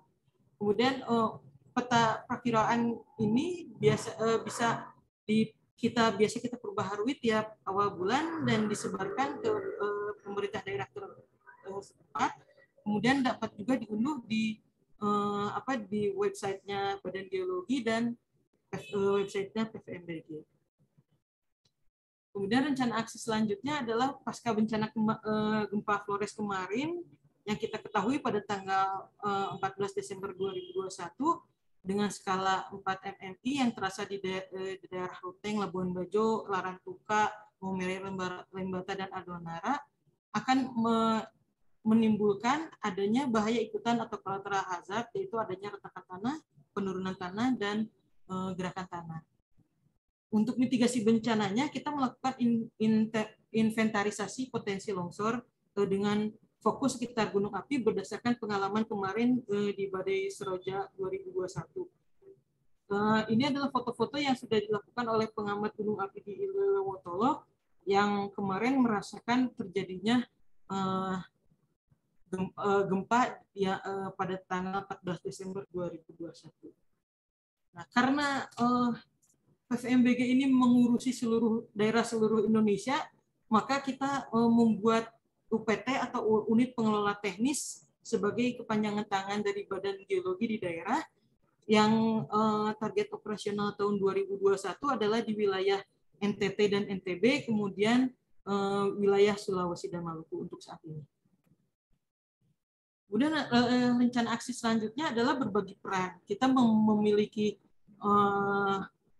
program Geoshare, di mana program ini merupakan program untuk lebih mempercepat bahan rekomendasi serta meningkatkan pelayanan mitigasi bencana gerakan tanah untuk masyarakat. Karena penanggulangan bencana adalah merupakan kerja bersama dari semua pihak. Kita menggunakan platform Magma Indonesia, dan untuk gerakan tanah ini kita menggunakan platformnya untuk Geoshare. Khusus untuk Geoshare ini ada platformnya Magma Securtan. Kemudian bagaimana alur prosesnya? Yang pertama kita melakukan masyarakat melakukan pelaporan kejadian gerakan tanah, kemudian BPBD setempat memvalidasi laporan kejadian, dan PVMBG menindaklanjuti, melengkapi serta menerbitkan laporan kejadian gerakan tanah di aplikasi Magma Securtan. Apa saja isinya? Yang pertama ada waktu dan lokasi kejadian, kemudian ada kondisi daerah bencana, kemudian kondisi gerakan tanah, kenampakan atau dimensi, kemudian faktor penyebabnya, dampak, dan terakhir adalah rekomendasi yang diberikan oleh Pusat Vulkanologi dan Mitigasi Bencana Geologi. Disertai juga dengan foto-foto dan peta, serta siapa penyusun laporan dan sumber datanya dari mana. Nah, ini untuk metode penyebaran informasi tentang bencana geologi, terutama untuk bencana gerakan tanah.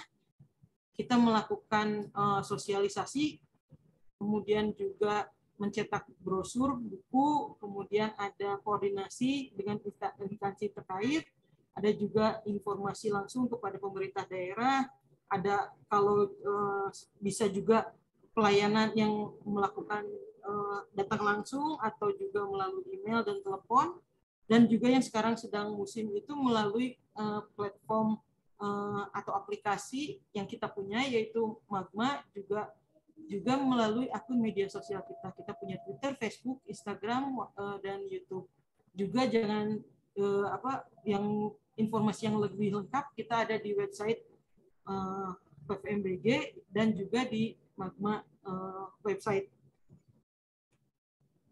Kemudian permasalahan dan tantangan mitigasi gerakan tanah yang kita hadapi sekarang ini adalah yang pertama adalah banyaknya masyarakat yang tertinggal di daerah rawan longsor sekitar kurang lebih 40 juta orang dan alih fungsi di kawasan rawan bencana, sehingga mitigasi dan adaptasi terhadap bencana geologi perlu dioptimalkan. Dan curah hujan ekstrim meningkatkan potensi longsor, contohnya di bawah Karaeng, Pacitan, dan Sentani. Walaupun sudah dapat diprediksi dan diketahui, namun informasi yang kita berikan masih bersifat regional. Peringatan dininya masih secara regional. Kemudian peta zona kerentanan gerakan tanah juga belum menjadi dasar penataan ruang yang merupakan bagian dari peringatan dini, karena peta One Map Policy itu baru diluncurkan tahun 2016. Dan juga skala petanya ini belum berupa skala peta operasional yang 1:10.000 atau 1:25.000 yang diperlukan untuk tingkat kabupaten dan kawasan ekonomi khusus, karena sebenarnya longsor itu kan sifatnya lokal. Kemudian juga ada kejadian gerakan tanah yang bersifat lokal, potensinya dapat terjadi di mana saja di seluruh wilayah Indonesia. Di setiap pulau, di setiap provinsi pasti selalu ada terjadi gerakan tanah. Kemudian daerah rawan bencana gerakan tanah bukan berarti tidak boleh dihuni, tapi dalam penataan ruang diperlukan pemahaman tentang ilmu kebumian dan harus dilakukan rekayasa teknik sesuai dengan karakteristik gerakan tanah dan kondisi geologis tempat. Mungkin itu saja yang bisa saya sampaikan. Terima kasih. Wassalamualaikum warahmatullahi wabarakatuh. Waalaikumsalam warahmatullahi wabarakatuh. Terima kasih Ibu Novi. Waktunya tepat 20 menit ya. Sekarang untuk berikutnya yaitu penanggap apa yang sudah disampaikan oleh Ibu Novi. Kami undang penanggap pertama adalah Ibu Helmi Pamungkas STMSI. Selamat siang Bu Helmi. Sudah hadir ya? Terima kasih sudah berkenan hadir. Beliau adalah dosen geologi teknik Universitas Pakuan Bogor. Ibu Helmi ini juga dikenal dengan keahliannya dalam bidang geologi lingkungan dan kebencanaan serta ahli tata ruang. Jadi ini tepat sekali untuk memberikan tanggapan tentang tanah longsor. Kepada Ibu Helmi, waktu kami sampaikan, dan juga untuk penanggap kedua itu adalah lagi Profesor Dr. Emi sebagai penanggap kedua. Monggo Bu Helmi, terima kasih. Baik, terima kasih Ibu Hanik Humaida. Selamat siang Bu Novi, terima kasih paparannya cukup luar biasa, ini juga pelajaran buat saya. Tapi ada beberapa poin penting barangkali yang saya perlu sekali ini menjadi masukan untuk PPMBG, karena yang bisa kami akses Kakak ini hanya 1:250.000 mungkin di PSI ya, PSI SDM itu juga masih skalanya sangat kecil sekali. Jadi kalau untuk penataan ruang kami tidak bisa mengakses, mungkin tertentu saja bisa kita akses di One Map Policy juga agak kesulitan nih Kak. Begitu kira-kira. Kita sadari juga longsor ini mungkin banyak dipicu oleh curah hujan. Tadi mungkin kalau sudah ada La Nina, otomatis curah hujan itu berbanding lurus dengan kejadian longsor ya. Kemudian yang sering dijumpai tadi betul memang ada banyak debris slide, karena ini juga berdasarkan water content and rate of movement-nya memang rata-rata di Indonesia kebanyakan adalah debris slide. Tapi juga kita sadari bahwa tidak semata-mata kejadian ini juga hanya dipicu oleh curah hujan barangkali ya, tadi yang kejadian-kejadian dari bisa disebabkan oleh gempa bumi gitu ya. Tetapi kita juga sadar bahwa Indonesia itu paling banyak mengalami longsoran adalah di wilayah dengan jenis tanahnya barangkali di tanah dispersif yang mungkin saat ini kita belum menghubungkan hal tersebut Bapak Ibu, karena kita di PPMBG hanya memunculkan peta geologi skala 1:100.000 yang paling terupdate. Koreksi jika saya salah, mungkin ada beberapa yang sudah 1:50.000, itu pun di Pulau Jawa. Dan akan menjadi kesulitan jika teman-teman di daerah seperti Sumatera, kemudian ya di luar Pulau Jawa, mereka untuk mengakses peta litologi itu akan sangat kesulitan di 1:250 kalau tidak salah ya Ibu Novi ya. Jadi ini mungkin sedang ada upaya barangkali ya untuk bisa menjadi petanya lebih besar lagi skalanya. Nah, memang rata-rata karena kita dilingkupi oleh produk gunung api yang cukup luas, itu sampai 127 gunung api di Indonesia, maka sebarannya tidak hanya produk vulkanik barangkali, tapi juga epiklastik yang sampai sebarannya itu sampai ke laut gitu ya. Nah, itu ada gitu. Jadi ini yang barangkali belum sampai ke sana, tapi mungkin orang-orang tanah sudah memetakan. Ini juga sama, orang-orang tanah juga skalanya masih juga cukup kecil juga gitu. Jadi sebetulnya kalau di dalam penataan ruang itu kita sangat sekali membutuhkan jenis litologi maupun tanah hasil produk dari produk endapan maupun dari produk lapukan di atasnya gitu ya. Ini juga sangat penting buat kami para pengguna user ya, terutama daerah yang sering dikomplain adalah peta geologi nih Bapak Ibu gitu ya. Dan mereka biasanya kalau untuk penataan ruang juga ahli geologi lingkungan itu biasanya mereka memetakan kembali dan itu belum terinformasikan sampai ke pusat barangkali ya, untuk bahwa betulkah ini yang dipetakan oleh para geologis yang biasanya jadi tenaga ahli di sana. Kemudian jenis tanah dispersif ini juga luar biasa, tadi sudah saya komentari, tetapi yang perlu diwaspadai dalam setiap pembukaan lahan barangkali untuk pemukiman, jalan, gedung bertingkat, perlu upaya kajian geoteknik Bapak Ibu ini yang biasanya menggabungkan tadi praduga dulu, biasanya ada yang menggunakan geolistrik, georadar dan lain sebagainya, nanti baru teman-teman dari geoteknik menggunakan drilling geotek ya, apalagi untuk gedung-gedung bertingkat dan juga jalan yang besar gitu ya. Nah, sebetulnya kalau dilihat lagi tadi ada korelasi kuat juga Bu ya, jumlah penduduk terhadap kebutuhan lahan dan mempengaruhi jumlah kejadian longsor, betul kata Ibu Novi begitu. Banyak tutupan lahan yang dibuka, kemudian tapi teman-teman di pemerintahan itu sangat bijak, mereka membuat penataan ruang akan lebih baik gitu jika ada penataan ruang yang lebih baik. Akan tetapi balik lagi Bu, nah ini kita kebutuhan dasarnya adalah di peta geologik lagi, kemudian peta tanah gitu ya, peta-peta kejadian ini. Kemudian tadi sudah ada upaya mitigasi ya Bu ya, saya juga senang melihatnya ada rencana aksi dan lain sebagainya. Nah tapi punten, kalau tidak salah teman-teman barangkali juga bisa membuat rekomendasi bagaimana ada tempat evakuasi sementara atau misalkan jalur evakuasi, karena biasanya orang penataan ruang itu akan kebingungan. Pemerintah daerah yang ditanya BMKG, yang ditanya adalah BPBD-nya, apakah sudah punya? Itu pun mereka asal saja Bu, yang penting jalan lurus gitu ya. Tapi potensi kanan kirinya apakah memang safe pada saat terjadi longsor, mereka lewati masih safe atau tidak. Dan ini perlu juga upaya tempat evakuasi sementara. Dan yang menariknya lagi Bu, di daerah Bogor ini, karena saya tempat tinggalnya di Bogor, itu ada beberapa kejadian longsor dan direlokasi di tempat yang longsor juga Ibu. Jadi karena keterbatasan lahan itulah yang menyebabkan pemerintah daerah sangat kesulitan, biasanya mereka meminta kita untuk tapi sudah ada tempatnya, tapi gimana caranya? Itulah rekayasa engineering ya Bu ya, teman-teman sipil, bagaimana Bu ini tempatnya longsornya sakit tuh memang kumaha deh atau gitu ya, tapi paling tidak kita sudah mengupayakan bahwa kita membuat drainase supaya tidak masuk infiltrasi ke daerah tersebut gitu ya. Nah itulah yang menyebabkan pemerintah daerah agak kesulitan mau merelokasi, tapi relokasinya di KRB rawan longsor yang cukup tinggi. Nah, kalau saya tertarik tadi itu Bu, curah hujan dan gempa bumi menyebabkan menjadi pemicu longsor. Ini di daerah kami juga sering kejadian di puncak tahun 2019. Jadi ada yang bilang dari BPBD, Ibu kenapa ya gempa buminya ada di selatan, tapi kami longsor, kebetulan juga musim hujan gitu ya.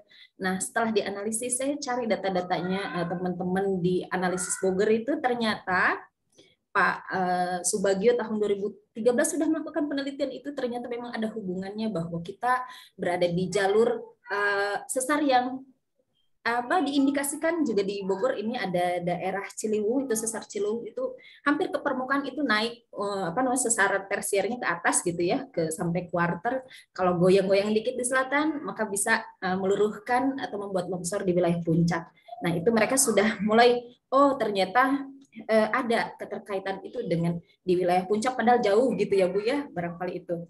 Kemudian sudah barangkali tadi saya senang juga ada geoser Bu. Nah, bagaimana cara manfaatkan geoser? Apakah kami bisa mengakses? Barangkali begitu.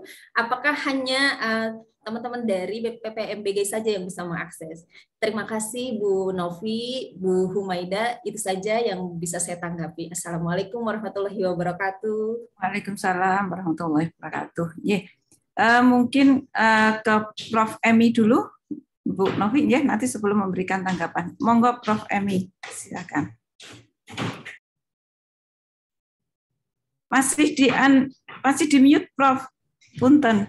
Dari tadi saya nggak bisa baik. Terima kasih. Jadi untung tadi sudah diawali oleh Bu Helmi. Jadi udah panjang lebar background-nya. Oke. Dan saya sangat setuju tadi waktu ada dikatakan geoshare itu hebat. Mudah-mudahan bisa dimanfaatkan itu ya. Bu Novi, salam kenal ini juga nih buat Bu Novi saya. Kemudian juga di kesimpulan terakhir, bahwa dikatakan bahwa suatu daerah di mana rawan dengan longsoran bukan berarti tidak boleh dihuni. Setuju sekali. Nah, nanti kita semua harus hijrah dong ke luar negeri ya, kan di Indonesia semua ada di situ. Maka itulah itu kaum yang sipil dan sebagainya, bagaimana mereka merancang, di daerah gempa apa yang harus dilakukan, fondasinya bagaimana dan sebagainya. Seperti dulu pernah ada ide mereka membuat rumah tahan gempa, itu saya senang. Ya ini juga buat rumah tahan longsor misalnya atau apa. Jadi gitu Bu Helmi. Jadi memang relokasinya mungkin di daerah yang sama, tapi dengan sudah ada keikutsertaan teknologinya. Nah gitu. Nah itu para ahlinya. Kita kan ini masyarakat, lagi-lagi nih saya selalu gitu. Nah, masyarakat juga barangkali harus diberitahu ya, dipahami yang sederhana, misalnya kalau gerakan tanah atau longsoran akan terjadi itu misalnya apa, misalnya ada jatuhan material, atau barangkali misalnya ada retakan tanah gitu, barangkali mereka dibiasakan untuk jeli ya. Nah, itu dengan edukasi yang seperti tadi saya katakan di awal itu.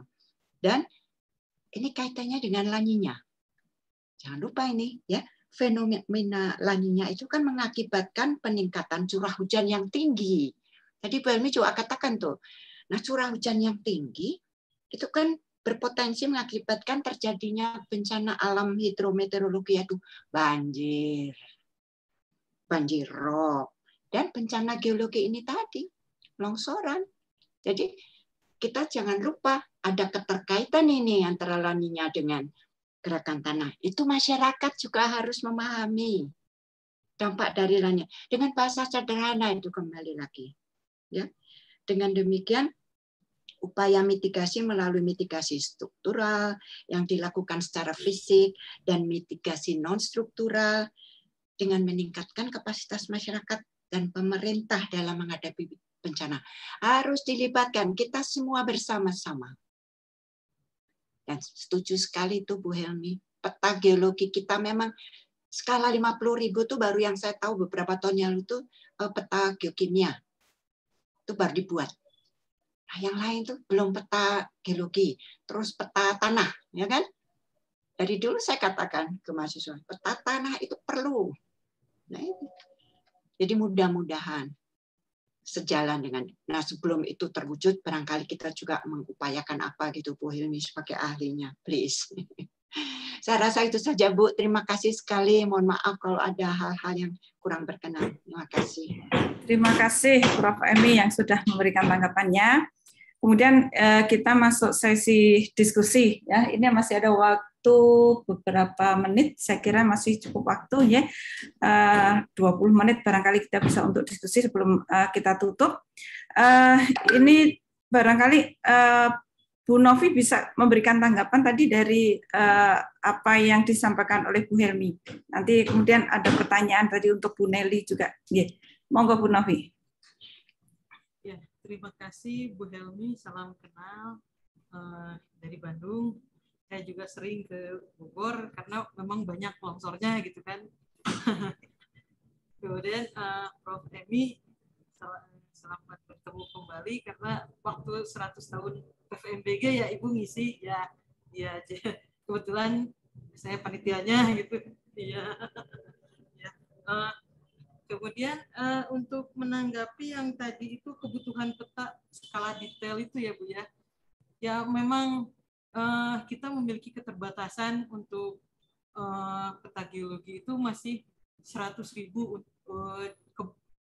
mungkin hampir cuman di Pulau Jawa itu yang skalanya 50.000 ya, yang di luar Jawa itu di Jawa itu 100.000, di luar Jawa itu 250.000 untuk peta geologi itu. Nah, sekarang sedang diupayakan dari Pusat Survei Geologi mungkin membuat peta geologi yang lebih detail lagi, tapi mungkin sedang dikerjakan. Kemudian yang untuk rekomendasi tempat evakuasi itu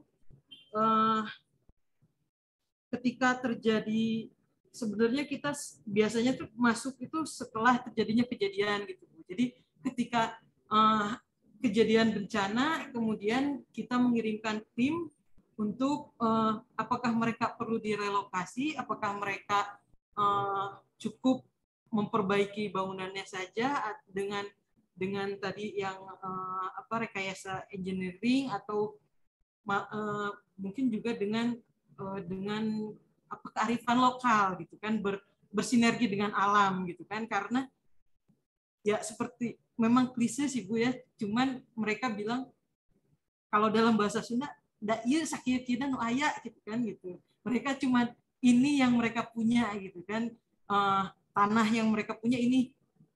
Ketika ditanya kenapa sih bikin rumah kok mepir ke gawir gitu, kenapa kan itu tanah masih banyak tuh yang dibikin sawah, kenapa nggak bikin rumah di yang daerah yang masih lega gitu kan. Tapi kan yang punya saya mah ada cuman ini, yang itu mah kagungan haji naon gitu kan gitu. Jadi mereka ya, saran dari kita ya kita nggak bisa membuat mereka harus pindah karena mereka cuman. Tapi memang kalau sekarang dengan adanya BPBD, biasanya BPBD membantu untuk mereka merelokasi rumah-rumah yang memang sudah tidak bisa tidak bisa diselamatkan rumahnya. Jadi mereka kalau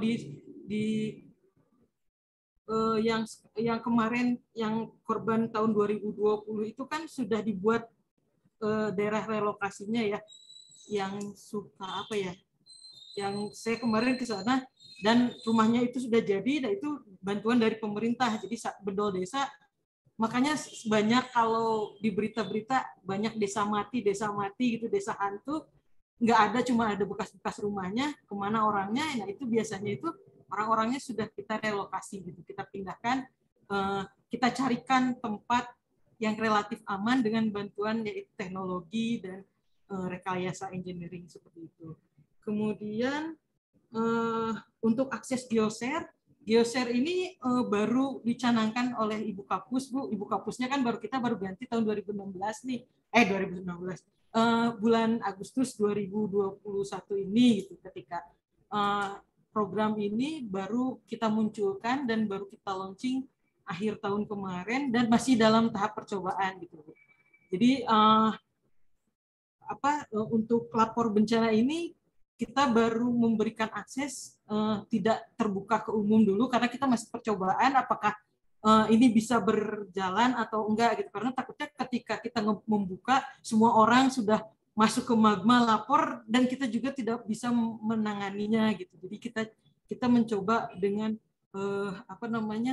untuk geoshare yang lapor bencana itu kita mencoba memberikan akses ke BPBD tertentu yang sering memberikan laporan ke kita gitu. Jadi seperti contohnya itu salah satunya adalah BPBD Kabupaten Bogor gitu, yang kita sering bolak-balik kita ke sana 1 tahun bisa berapa kali gitu, karena mereka selalu bersurat untuk melaporkan bencana dan ingin ditindaklanjuti bencananya seperti itu. Nah, kemudian geoshare juga selain yang lapor bencana yang sudah saya inikan, juga kita ada geoshare-nya dengan MBKM. Nah, itu juga kita masih prototype, Bu, baru ada dengan kemarin dari ITB, dari Teknik Geologi dengan mahasiswa untuk belajar mengenai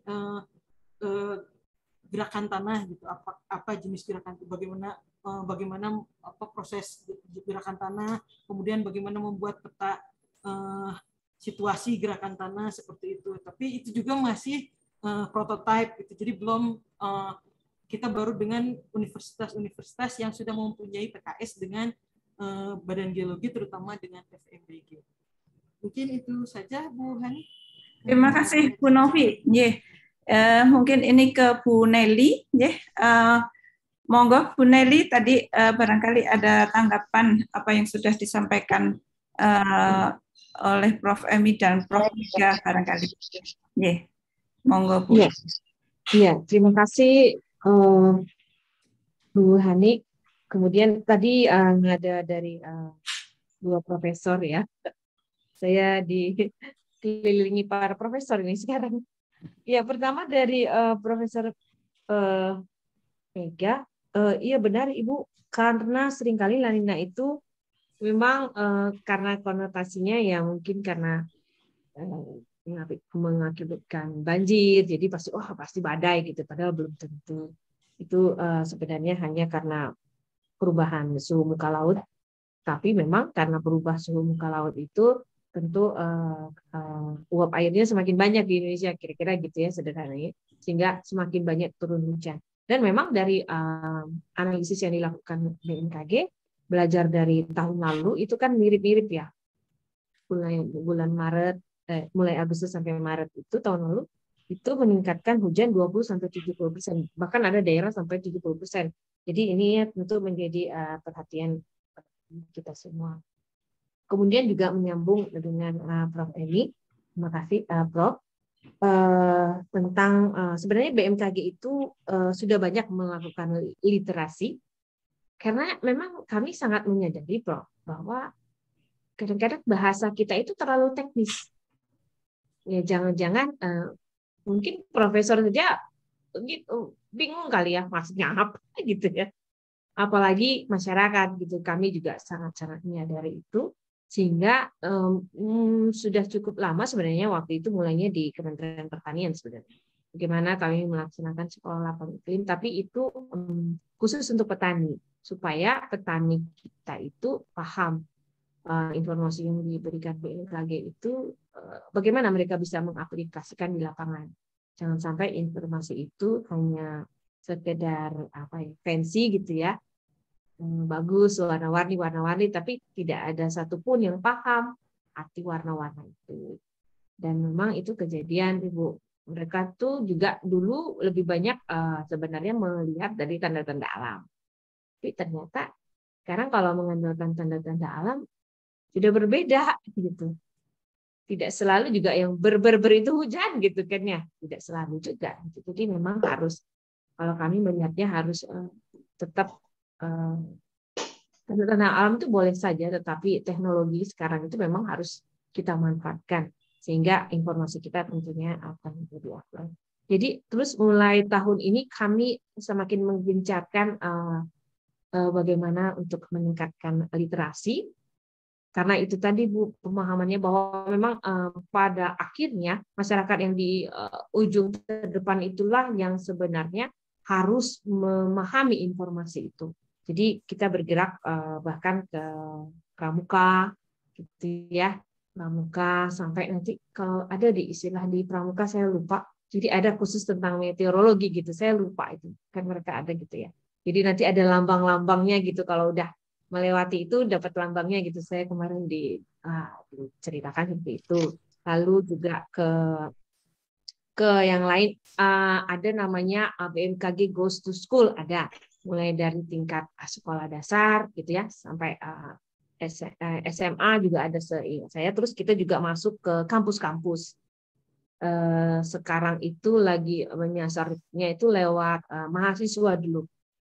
Sekarang karena kan mahasiswa itu kita anggap kaum inilah ya milenial gitu ya. Jadi mungkin juga mereka nggak paham juga ternyata itu kita yang mau masuki. Dan saya pikir setuju juga tadi di Prof. Emi juga katakan barangkali ibu-ibu PKK ya itu mungkin belum khusus gitu.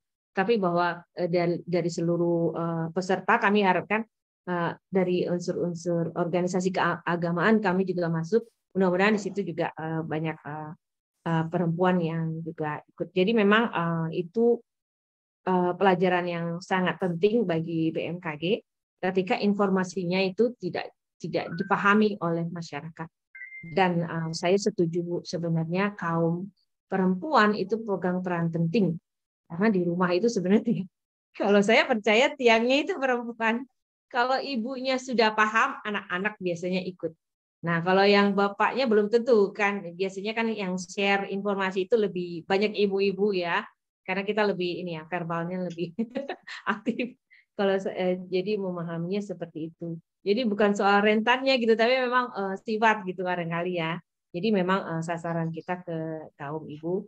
Saya pikir itu menjadi salah satu tonggak utama keberhasilan informasi segala informasi baik dari Badan Geologi maupun badan seperti kami BMKG itu bisa dipahami oleh masyarakat. Mungkin itu. Terus ada satu pertanyaan di kolom chat.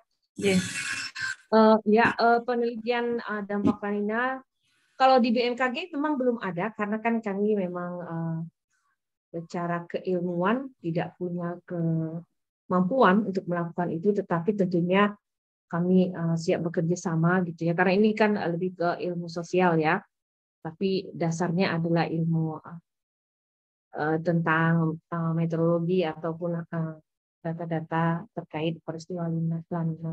Untuk kami sangat membuka diri karena seringkali makanya mungkin perlu juga ilmuwan-ilmuwan dari sisi sosial itu banyak berinteraksi dengan kita gitu. Karena justru di situ mungkin yang kita masih kurang. Kita sudah punya pengetahuan tentang La Nina, kemudian tetapi bagaimana itu bisa di masyarakat itu benar-benar kita kaji lebih dalam dampaknya seperti apa dari sisi sosial. Tentunya menurut saya itu sesuatu yang sangat penting untuk kita perhatikan. Mungkin itu, dan saya percaya juga sinergi antara seperti BMKG dengan Badan Geologi. Tadi juga Prof. Emi, Bu Helmi juga sudah mengatakan.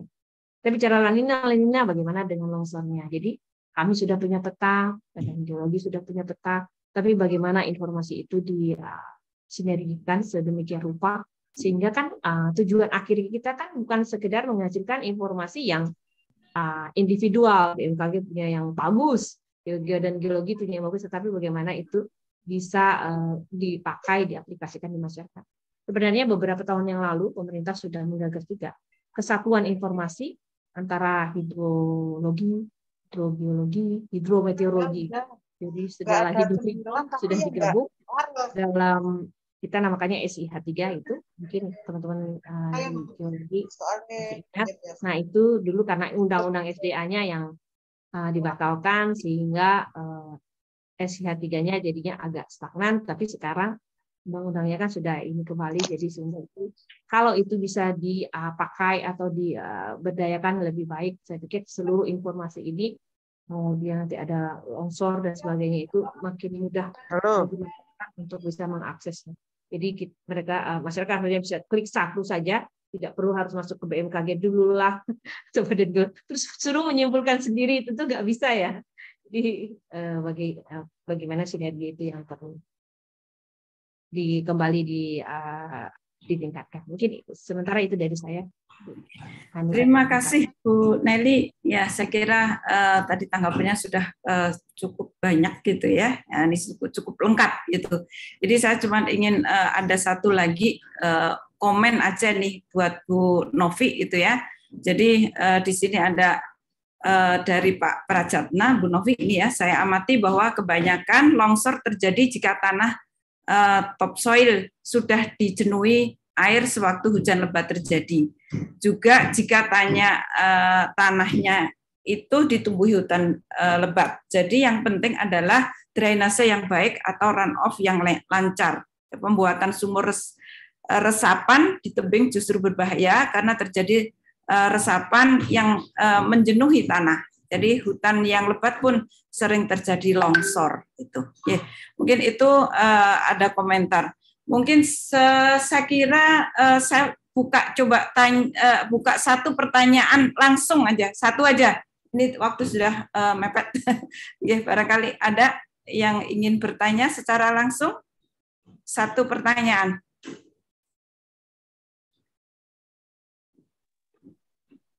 Saya boleh, Bu? Oh, nggih, monggo Pak Sugiharto, silakan Pak. Nggih. Saya Sugiharto nih. Saya lama menangani masalah tanah longsor waktu saya masih kerja dulu di GTL. Waktu itu saya juga ikut pelatihan tentang manajemen bencana.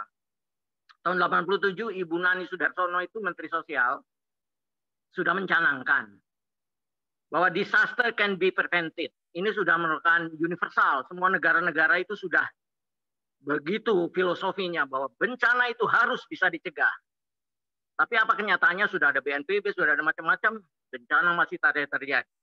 Yang sangat memilukan saya itu baru-baru inilah Semeru itulah. Bagaimana sudah jelas itu Semeru, terus masih ada korbannya begitu banyak. Sedih saya rasanya. Justru betul-betul saya prihatin dengan kejadian-kejadian. Khusus tanah longsor ini, saya sudah lama menangani masalah tanah longsor ini. Begini, benar kata Profesor Emi tadi, bahwa edukasi ke masyarakat itulah yang diutamakan. Anda mau gembar-gembor ke Pemda itu dengan skala peta yang begitu itu, awas musim hujan nih longsor, Pemdanya juga pusing. Itu longsor di lereng yang mana, wah apalagi skalanya, katakanlah skala 25.000 aja masih pusing itu. Jadi nomor satu itu edukasi lah. Benar kata Profesor Emi tadi, edukasi ke masyarakat terbawah. Bahwa daerah ini bencana, daerah ini bahaya, daerah ini bahaya. Ya mitigasi itu. Nah saya bangga dengan nama mitigasi. Dulu waktu saya itu memang baru muncul itu nama mitigasi bencana geologi. Tapi mitigasi jangan setelah terjadi waktu share peta ke sana ke sini itu nggak manfaatnya apa saya pikir. Jadi yang terpenting adalah sebelum longsor mitigasinya itu seperti apa. Katakanlah edukasi tadi itu nomor satunya itu.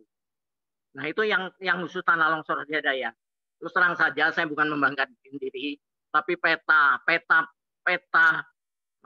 zona tanah longsor itu tesis saya tahun berapa dengan Pak Rudi itu. Jadi saya juga dengan kawan-kawan di PMPPG juga terima kasih lah kalau peta itu masih bisa dikembangkan lagi dengan overlay tadi. Tapi jangan bangga dengan peta itu saja. Betul, the first step of the mitigation procedure, langkah pertama dari suatu mitigasi adalah peta.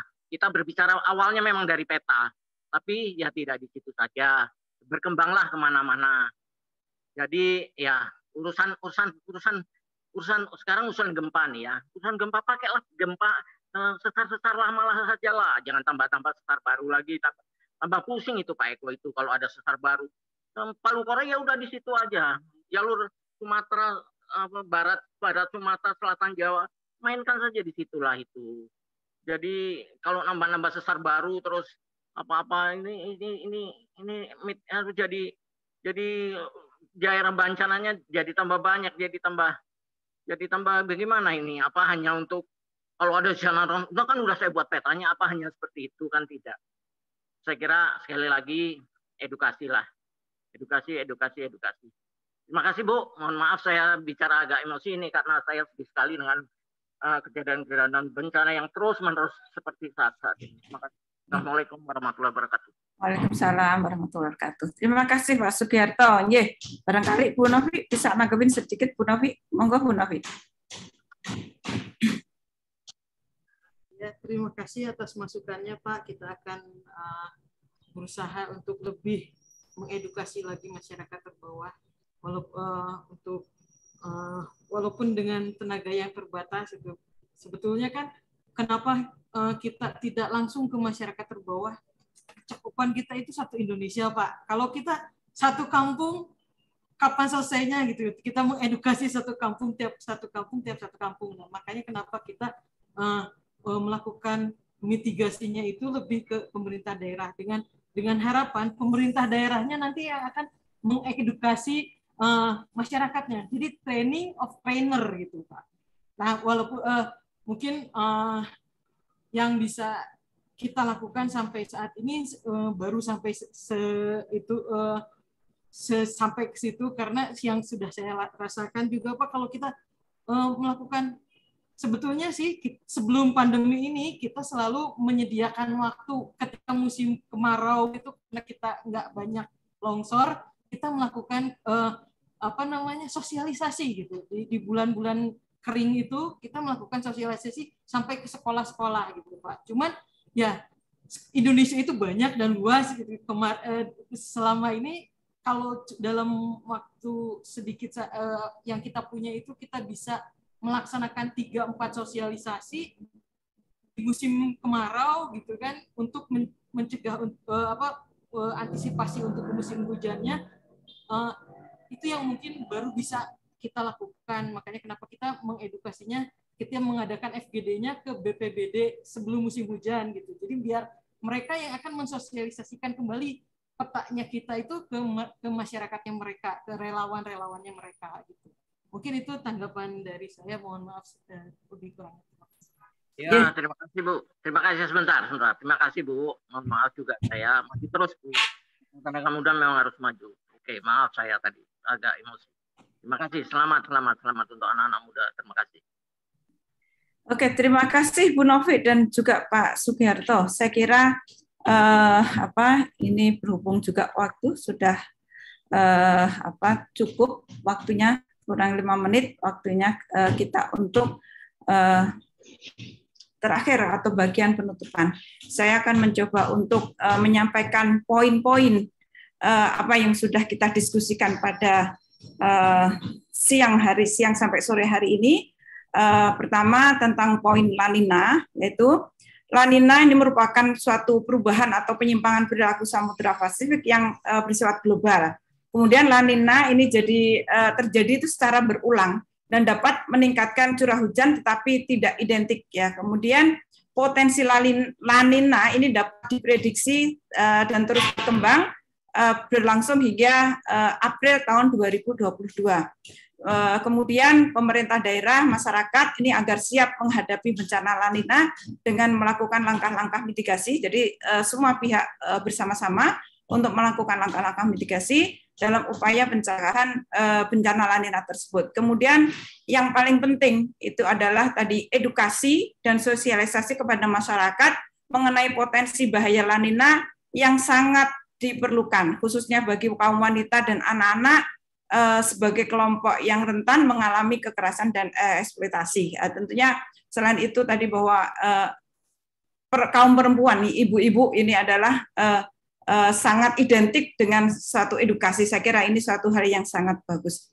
Kemudian untuk poin tentang gerakan tanah itu adalah adanya La Nina yang dapat meningkatkan curah hujan tadi, maka hal tersebut juga akan meningkatkan potensi terjadinya bencana gerakan tanah. Nah, ini yang harus diantisipasi juga. Jadi diseminasi informasi mengenai potensi terjadinya gerakan tanah setiap bulan telah dilakukan melalui pemerintah daerah di setiap provinsi. Kemudian potensi gerakan tanah lokal terdapat di seluruh wilayah di Indonesia, sehingga kesiapsiagaan terhadap potensi bencana tersebut, khususnya ancaman apabila adanya curah hujan yang meningkat, perlu dibangun di setiap wilayah.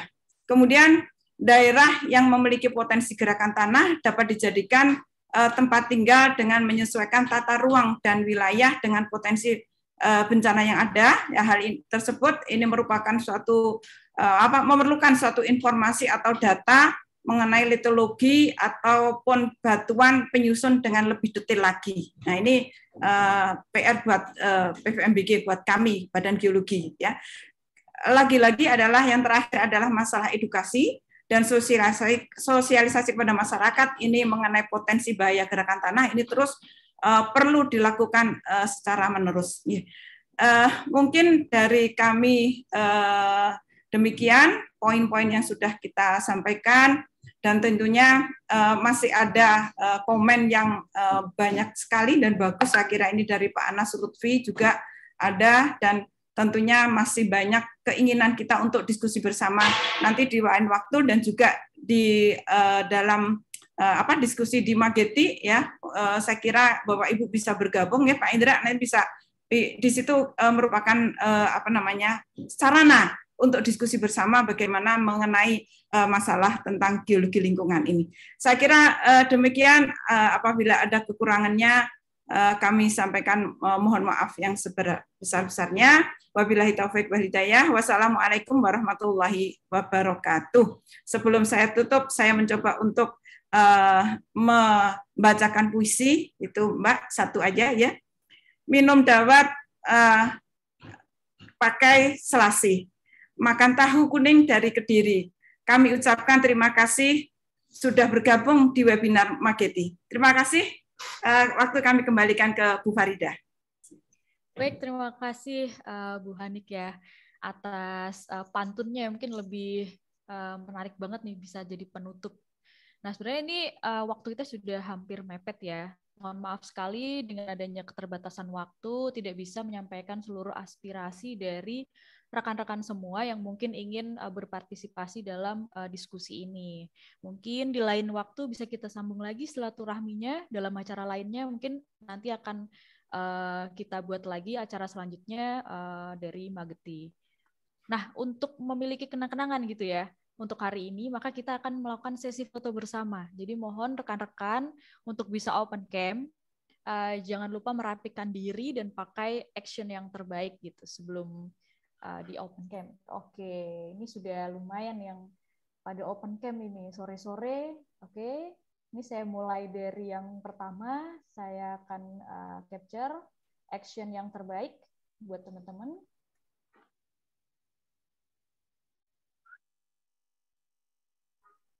Oke, untuk yang kedua. Nah, oke, ini sudah banyak yang open cam nih.